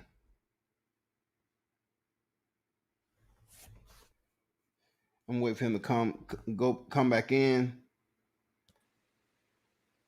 You can hear me? Yeah, I can hear you now, man. Hello? Yeah, you might need to go all the way out and come back in. I can't hear you. I mean, you can't hear me. You can hear me? I can't hear you, man. Let me get out and come back. All right. Hey, man, y'all out there, click the link, man. Talk about this situation. You know what I'm saying? If y'all care to, because you saw my take on it. You know what I'm saying? This is for George Kambozo. You know what I'm saying? He want to ask a man to sell his jewelry. That's not the topic of discussion, Kambozo. The topic of discussion is you making a simple decision. That's all you have to do. You have to make a simple decision on the courage that you have. You either have a large amount of courage and the cojones to say, you know what, I want to take this fight, or you're going to play the safe route. You know what I'm saying? That's what we want to know. You good, man? Yeah, somebody called me, man. You know everybody want to call you whenever you on here, man. Yeah, for sure. Yeah, someone called me. I forgot what I was even saying, man. Shit. No, you were just saying that you wanted to see Haney, Kambosos fight Haney for all the recognized titles. Yeah, I do, man. I just want to see him fight him. I mean, I just want him to be a man of his word. I mean, everybody was knocking T.O. I was a big fan of T.O., man, before T.O. became who he became. And to see T.O. turn out to be that way, man, that was really disgraceful. And now Kambosos, you know, no one knows what to think about Kambosos, but Kambosos come out telling everyone what to look for, what to expect. And see, that's my point. You make a good point. That's exactly what I'm saying, wasn't he? He was telling us everything we wanted to hear, right? Everything, man. And now he's backing up. He's crawling backwards. And it's disgraceful, man. I just, you know, you can't just tell us what we want to hear, and then now you're saying something different, something completely different. You know, and it's disgraceful, man. I mean, I'm gonna just sit back and see who he's gonna fight, because at this point in time, he can't fight Lomo, and I'm gonna tell you why. I don't think Bob's gonna pay that money. Do you think Bob is gonna pay to see him fight Lomo? Remember, this guy is trying to cash out. Kambosos wants to cash out. Kambosos want millions. He wants $3, $4, $5 million to fight. So unless you're trying to pay him that kind of money, he ain't gonna fight you. Mm-hmm. So, and I'm thinking Floyd Mayweather, he might try to step in. I've been hearing some things that he's trying to step in and possibly see Kambosos fight. You already know Tank Davis, and then boom, you know, you already know what that'll be. And then Tank will have to fight Devin Haney. So I don't know which way it's going, man. I don't know which way it's going. It's this boxing shit. I mean, these dudes are now trying to fight each other, man. I want to see the best fight the best. And right now, Kambosos is the man. I got to give it to him. He's the man because he has the belts, right? He has all the tools, but he has to fight the guy with the other part or the other piece in order to be recognized and get his name on that list of being one of the only ones at 135 to get the full belt championship. So let me ask you this, man. Seeing that you obviously watched the fight between Kambosos and T.O., how do you see this fight playing out with Devin Haney and Kambosos as far as strength and weaknesses for Devin Haney? Well, I mean, you got to understand, Devin Haney is a boxer, all right? Devin Haney is a way better boxer than Kambosos. And Kambosos is going to be a come forward fighter that's going to try to, like he said with T.O., he's going to try to come in and lay a mark on you so you understand. He's going to try to rough up Devin Haney. I think as long as Devin Haney just don't try to stand there in the pocket and fight him and just box him, I think Devin Haney will be okay. I don't want to see Devin Haney try to stand there and fight this man in the pocket. like he has been doing the last few fights. I want Devin Haney to use the ring, move around, use his legs, and box this dude. If he does that, I can see him, coming out victorious. I mean, he'll probably win the fight 8-4 easy. Okay. I feel, Devin Haney boxed smart in that fight. He should use let's not go in here and try to appease the fans. He should fight a smart fight, make it very interesting. You know what I'm saying? Use the skills that he's blessed with, and that's boxing. That's using that jab. That's his defense. Like his defense in Lenar's fight, in my opinion, was better than his defense against Jojo Diaz. I felt he was hit a lot more in the Jojo Diaz fight. But yet what he has shown us is that him and Bill and Mickey Bay and everybody else that's basically contributes to his training, they've been listening to the fans because the fans were saying his fights wasn't all that entertaining. So he's been trying to pick up the tempo. Yeah. He's been trying to pick up the tempo and make it entertaining for us. And with that becomes what? Risk. And I feel he's been taking risks, man, because he got hit a couple of times against Jojo Diaz. He still stayed in the motherfucking pocket.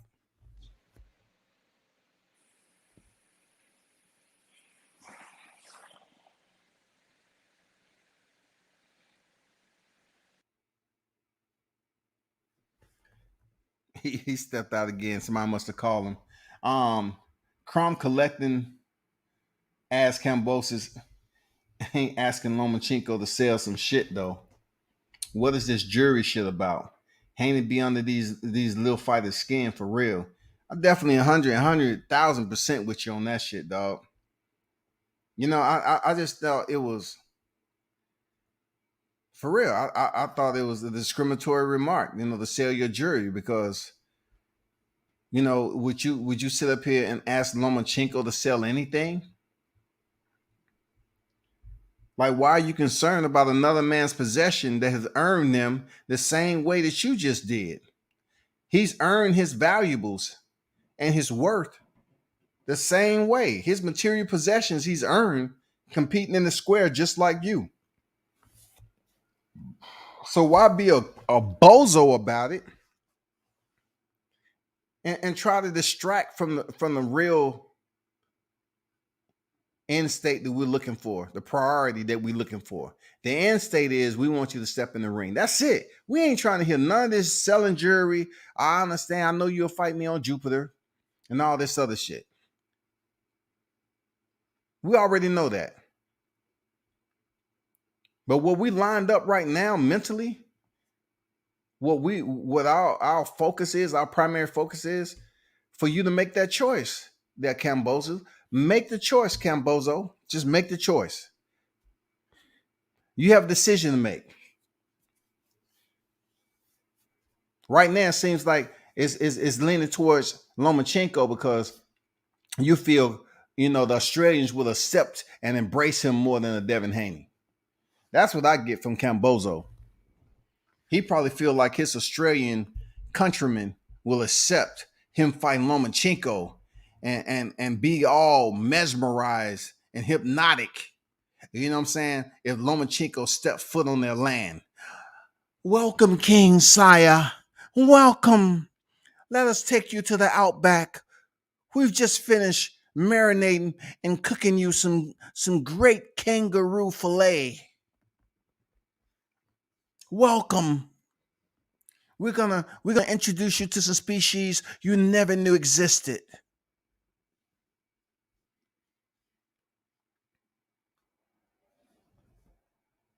Oh, no doubt that being boxing. Appreciate you pulling up, bro. Tank won't have to fight Devin Haney. Yeah, Tank ain't gonna be able to do. He'll never fight Devin Haney unless he chooses to meet him at 140. That's it.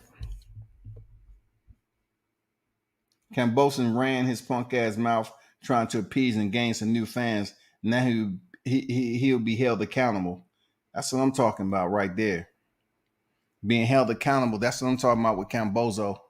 Hold him accountable, and we can make that shit happen. Hold him accountable. He needs to be held accountable, dog.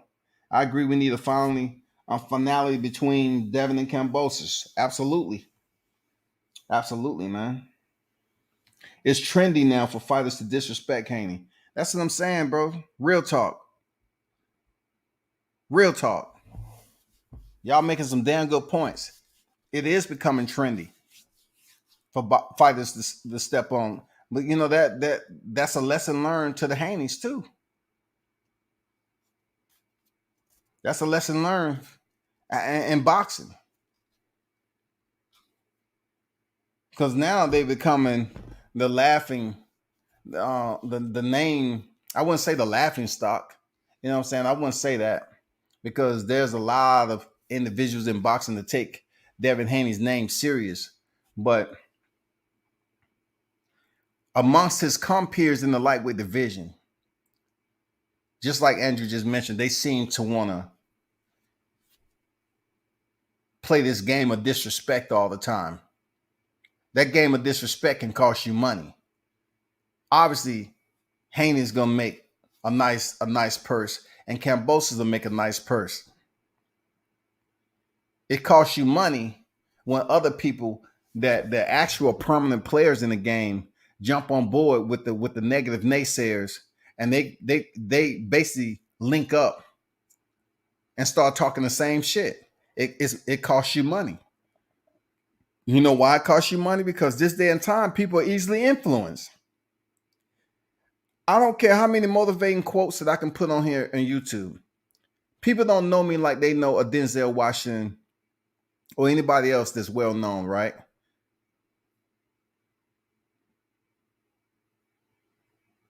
They say a quote, Will Smith. They put a quote out there and people say, oh man. And they post that all over Facebook.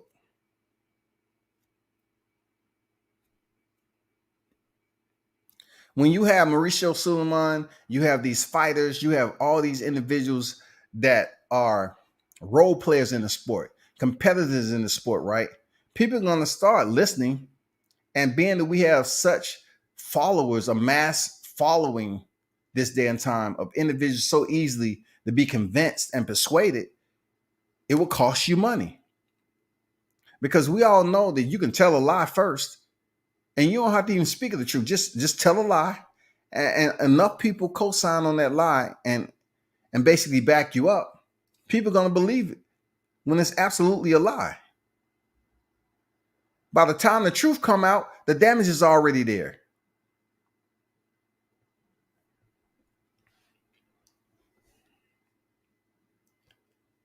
What Kambosos did was tie his name with Haney to get a clout.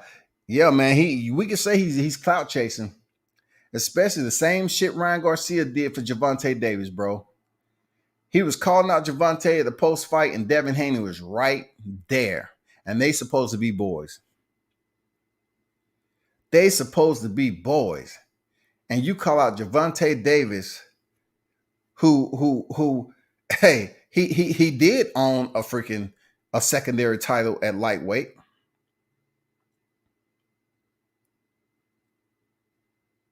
And then Kambosos. Only thing I can say about Kambosos post-fight is the fact that he told TFL, we can run it back. Come on over, rematch. 80,000 in Australia. He probably wouldn't have owned up to that rematch with T.O. He know that was a tough fight, regardless if he won or not. So then you look at him trying to finesse the fans and say that, yeah, I'm not here for an easy touch. I don't want that. Fuck that shit. That's his words. Fuck that shit. I don't want an easy touch. I'm gonna fight. I'm gonna clear up all the confusion.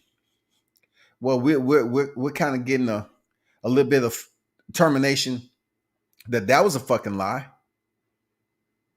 Because if you are clear and concise and you sure yourself, all you have to do is say, I'm making this announcement. Put out a tweet, say I'm Haney next. That's it. 2 words. Haney's next. That's it. You don't have to say nothing else. And people gonna run with that shit. It's gonna be 100 motherfuckers on here talking about Haney next, Haney next. Kambozo's put the tweet out. Haney, but Kambozo's not gonna do that, y'all.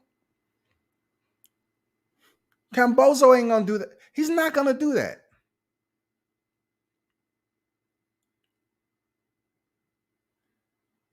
Because him and his team is in a position where they're feeling all this celebrity energy. They went up there to damn Vegas and got all that concierge service, that VIP. He loved it, saying the same shit. But like I said before, I'm glad Devin Haney checked his ass. Talking about why you gotta see shit though? Why it's only me? You have to see something. The only thing I have to do is come out of here with this championship belt. That's all you gotta see.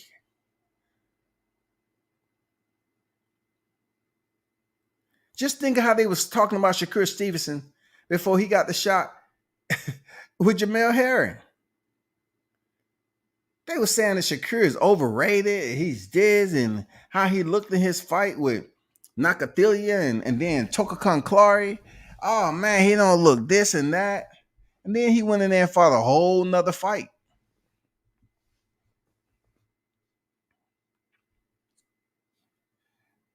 And shout out to BN Boxing News.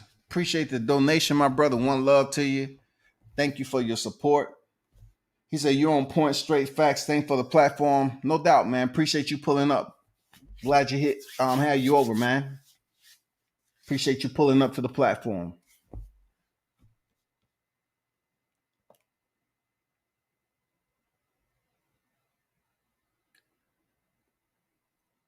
Had Kambozo not been running his mouth, he would have been okay. Now his ass has to cash the check his mouth wrote. Straight up, stand in your word, and fight Haney, chump. I agree, man. I agree. Stand on your motherfucking word, Kambozo. Well, shit, Mitch, he might be standing on his word. You know, they really don't hold nothing value if it's on the bottom of your shoe, Mitch. I'm telling you, that's just my imagination. He might be standing on his motherfucking word. It's on the bottom of his shoe like goddamn old gum. We need for him to wear that shit right on his front pocket, over his shoulder, so we can see it. Had he not ran his mouth and chose to fight Loma, I would say it is what it is and chalked it up and typical boxing bullshit. Kambozo's done this to himself. Self-inflicted. Yes, sir. He wanted to sit up here and puppetize the audience, be deceitful, and have us believing that he was going to automatically assume, he was going to automatically select Devin Haney as his next opponent. That's called deception. That's called being disingenuous there, Kambozo.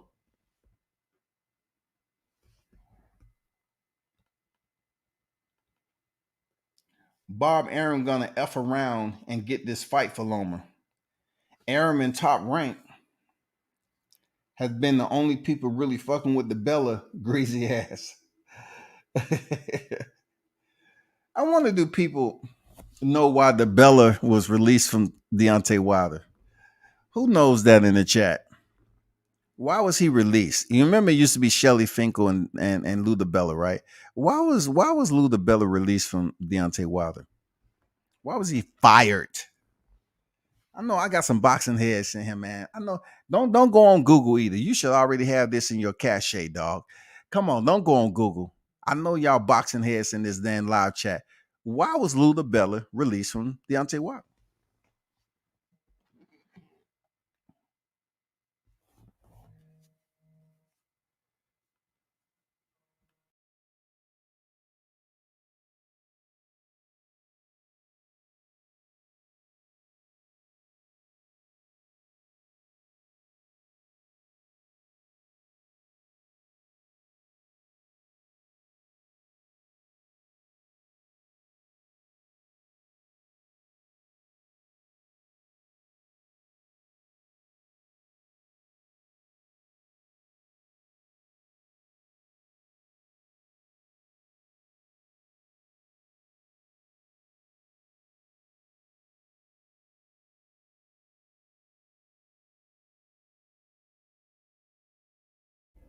Nobody?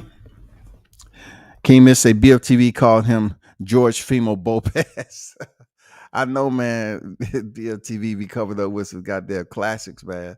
I don't think it's any of his thumbnails he ever put out was more of a classic than the live he did on Dillian White. Ugh.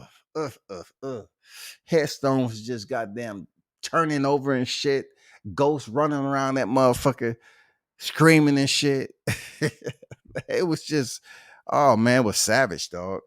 But Andrew say enlighten me. Okay, Lula Bella, you remember that 100 million deal supposedly, you know what I'm saying, that Eddie Hearn was trying to lock Deontay Wilder into. You know, and people was like, why did he take that deal? He would have got Anthony Joshua. No, he wouldn't have got Anthony Joshua. It's all contingent on Anthony Joshua keeping the belts. If Anthony Joshua would have lost the belts, if he would have took that $120 million contract, Deontay Wilder still would have been locked in to fight the rest of the fights.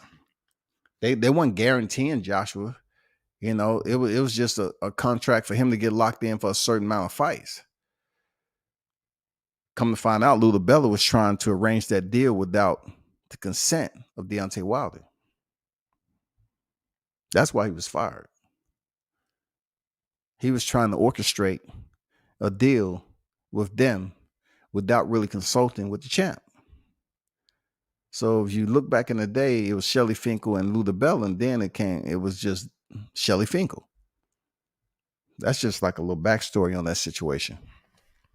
You know, you was trying to go behind and freaking negotiate a deal without permission. For real, man. But look, boxing in itself is a grimy sport, no doubt. So if the Bella has came back up with Kambozo, that's what I'm saying. These fighters are not the one making the decision, man. You got Lula Bella, you have Arum, and you have Hearns. Man, all of them is in a triangle of electricity right now. That shit is just sparking up so well. They're trying to find out who can get this done. Who's gonna be the one? You know what I'm saying? It's just like having a wishbone. Which side you gonna break off? Is it gonna be, freaking Lomachenko, or is it gonna be Devin Haney? That's the bigger question of it all right there. Who is gonna get severed? Who is gonna get detached?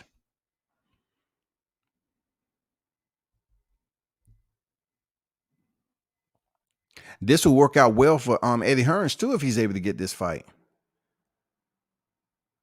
This will work out very well for him. But to be honest, man, it's just like having a lack of faith in boxing, period. Like, what you assume is going to happen, what you feel that is a simple choice in life when it comes to boxing. It's not even close, man. It's like, it's definitely a dysfunctional relationship. It's not even close. It's just like knowing somebody for so long, they continue to damn withdraw money from you. You know what I'm saying? You've been knowing them for so long, but you never gave them authorization to do it. But every time they do it, you're just like, well, it's not that bad. They just took some more money from me in PPV. Okay. So boxing just keep on taking money on shit that's seriously not rated.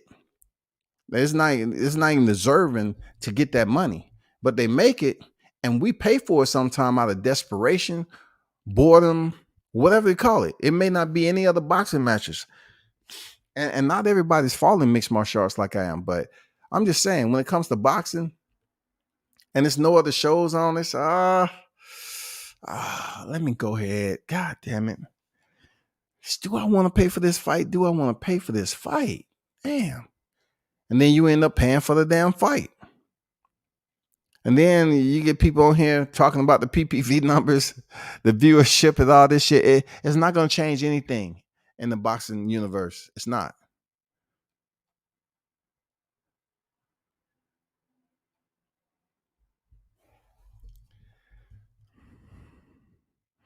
The Bell and Hearns just sound greasy. If they can be greasy, and fry up the right fight.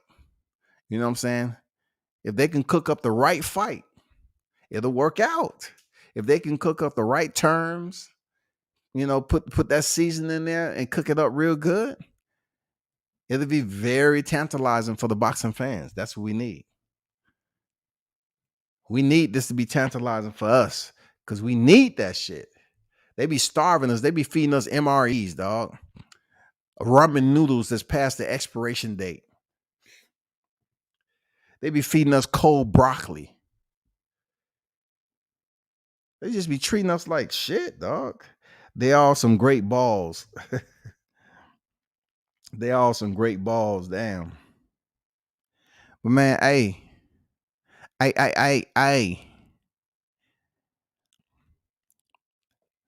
That's about all I got right now, man. Boxing's at a point right now that the topics are all recycled conversations at the end of the day.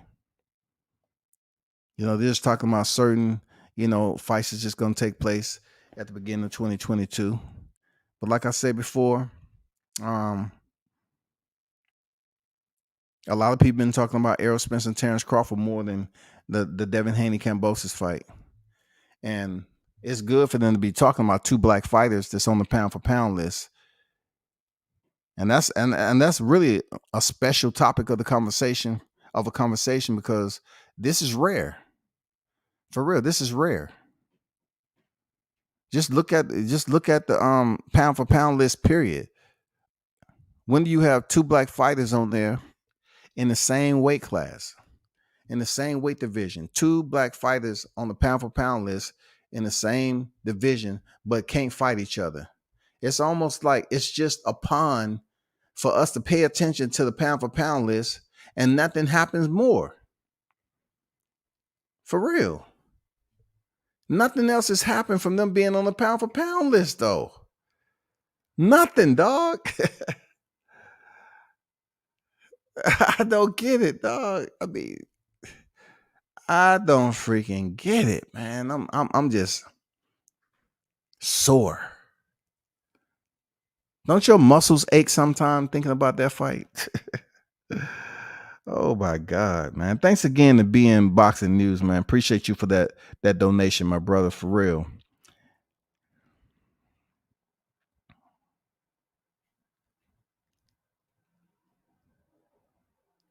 It's going to be another long year. Crawford Spence debates. World War. Bud goes on. Yeah, man. And people have to understand, these two names are absolutely like stimulants for aggressive behavior. Them two names right there, when it comes to a debate, they are absolutely stimuli for aggressive behavior. Dudes will lose their mind and body. They would lose their control and become extremely belligerent and start threatening you and shit over Terrence Crawford and Errol Spence conversation. Oh, man, but there be some good debates out there sometime. But, man, it's amazing that we talk about this as much as we do. And we're going to continue to do it the last couple of days remaining in this year. And the fight is nowhere to being made. But I don't want to tell y'all the same shit. You know what I'm saying? C. Wood came up with another one. Shit, he came up with another one outside of Kambozo. He said scambosas. I gotta post that shit. I gotta post that up on the wall. Scambosas. As you listening, we're just trying to figure out some things, some fine details. Scambosas. Scambosas. That's what we're trying to find out. What's really good with you, Scambosas? You was convincing us that you was all about the people. You was online. You was online with understanding what the boxing public wanted. And you just absolutely just flushed that shit away, because you just used it, just to get attention. You flushed that shit in the toilet, pissed on it, and then came back out acting like you brand new. That's what we doing, Scambosas. That's how we moving. That's how we moving, Scambosas.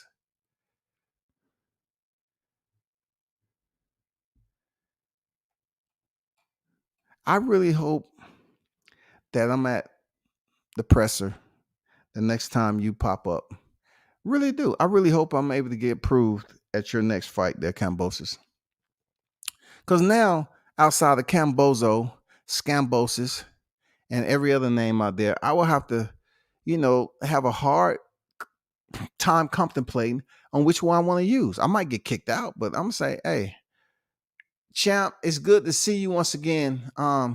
Scambosis. Excuse me, man. What did he say, mate? He said Scambosis. What are you even talking about, mate? I'm from the Outback, mate. Scambosis. Who have I scammed? Well, I digress. I apologize there. Scambosa. I meant Kambozo. What, man? Uh, get him out of here. Get him out of here. I'm stressed. I've been putting up with so much backlash because I was deceiving the people. Get him out of here. Get him out of there. And listen, buddy, if you was on the Outback with me, I'll send you out there and fly the goddamn kangaroo and with your hands tied behind your back. You know what I'm saying? You fucking with the wrong person. I'm from the Outback. You know how many species that's out there? A Tyrannosaurus Rex. We have shit living over here that you know nothing about. Fuck Kambozo. The Bella owes Bob a BJ. Wasn't it at that point that the Bella did owe Bob Arum something? I'm pretty sure. They all talk a good game till they have to sign an effective deal to fight. Yes, sir. You're right. You're right. They talk a very good game, man. But when it comes down to the fight itself, we should be hearing something in the next 2 to 3 weeks, people. Okay? The next 2 to 3 weeks, we should be hearing who Kambosos is going to fight next. Because they have to get this shit signed so they can get in the fight camp and all this shit. So we should hear real soon. And also, I need to say, man, I'm looking forward to the Luis Ortiz Charles Martin fight. I'm looking forward to that fight. Real talk. I am looking forward to it. Looking forward to it. And of course, I'm going for King Kong Ortiz. He went in there twice with my boy Deontay Wilder, the Bronze Bomber, and he gave a effort. He gave a valiant effort, but he couldn't just get out of the damn line of fire with those TNT dynamics.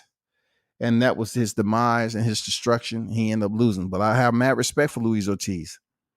You know what I'm saying? Real talk. I hope his daughter's doing fine too. But for Charles Martin, the only thing I can think about with Charles Martin, I seen him in person. You know what I'm saying? I'm not saying he's a bad dude. We was chopping it up for a little bit.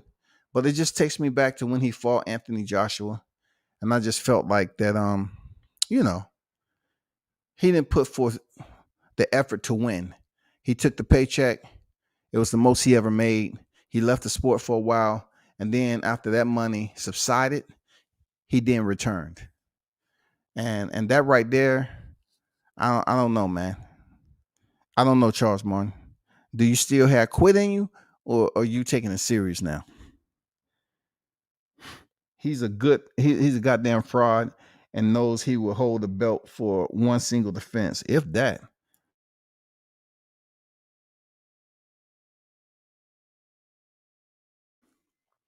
I want Kambosos to go in there and be dancing around and for the wrong reasons. Be on shaky legs, all that shit. I want a dance to be created after that fight. I do the bozo. I do the bozo. I do the bozo. I do the bozo. Yeah, the bozo. Bozo. Yeah, the bozo. To the bozo to the left. A bozo to the right. Bozo to the front. Bozo to shut the fuck up. I do the bozo. I do the bozo. Wilder Ortiz fights.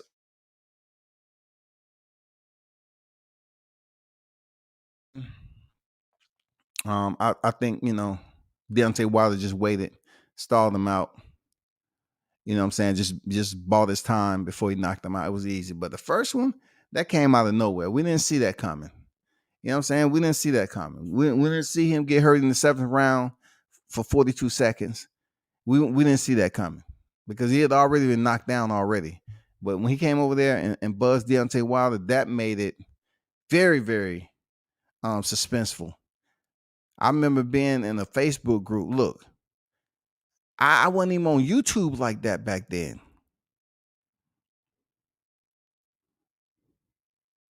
And they was jumping up and down. Yeah, we knew Deontay would get beat because these mother was so prejudiced against Deontay fighting Anthony Joshua. Now them same people don't even care to mention Anthony Joshua's name. They was just so, man, they was hell bent on just acting like Deontay as a man, as a black man that with gloves, he didn't deserve to get a percentage like everybody else. So they was gonna feed him slave wages like 12 million flat fee. He get nothing off the front, nothing off the back. He just get a flat fee, dog. Flat fee guaranteed money, a flat fee, 12 million to a fight that could potentially do 50, 60 million, whatever. Nope. Then Eddie Hearn said, "Oh, let's increase it 15 million flat fee." And we're like, why does it have to be a flat fee? Why can't it be basically a percentage like everyone else? The simplicity of it didn't really mean anything to them. Eddie Hearn was trying to treat Deontay Wilder like he wasn't shit. So I felt some type of way about Eddie Hearn at that point. He's a scoundrel, man.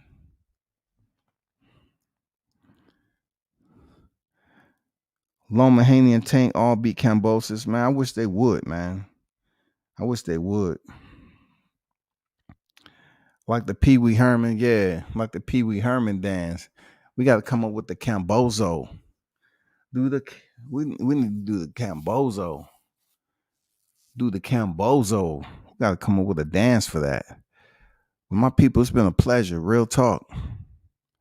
I wish I had more topics to talk about with you.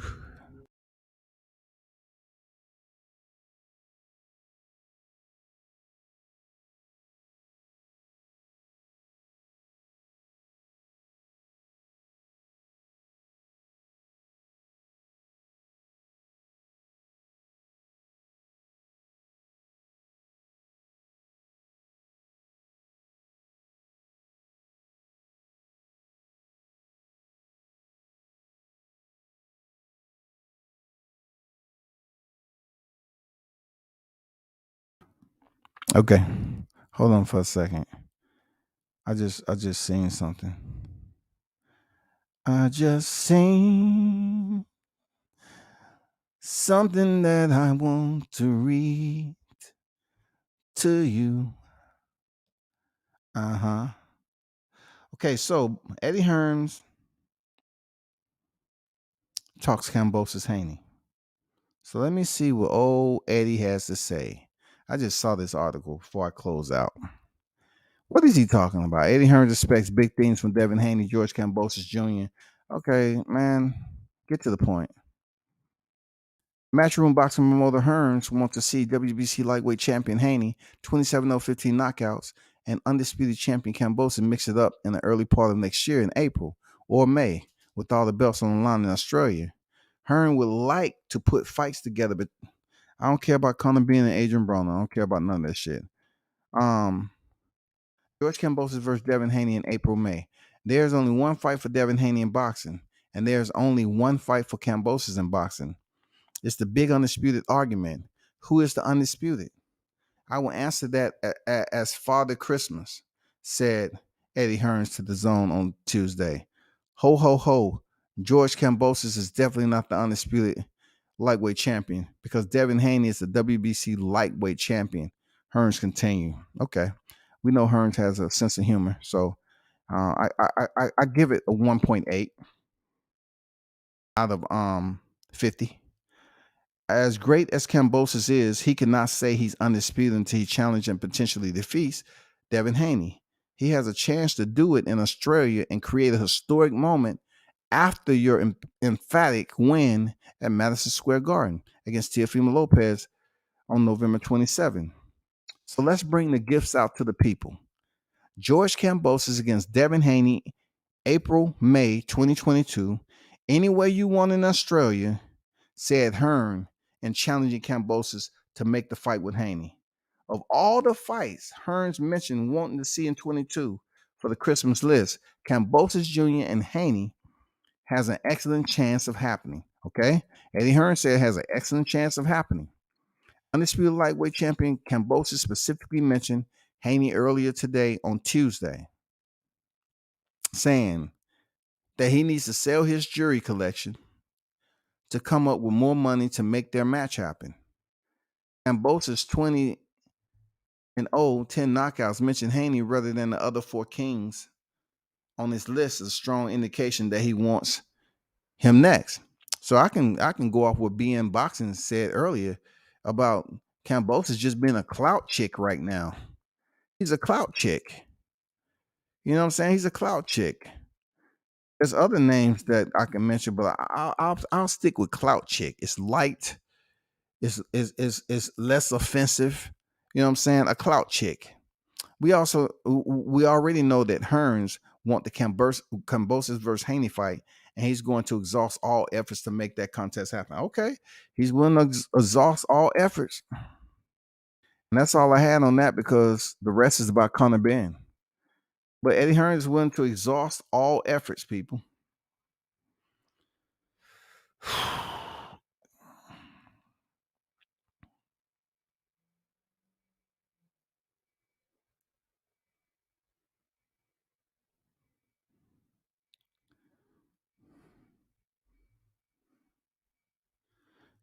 Mitch said I got Kambosos beating the shit out of Sweet Lil Rai Ray Garcia, though. Oscar won't dare him to get into Australia, though. They were giving him Andy Ruiz prices. Ruiz would eat an entire apartment complex out of home. For real, dog. That's exactly what he did. Eddie Hearns better get on this fucking job. I think that Rolls Royce that Andy Ruiz said he ordered, I think that was really a chocolate cake. I don't even think it was a full operational vehicle. I think that shit was a full-blown chocolate cake with goddamn Snickers inside of it, melting Snickers, caramel and nougat.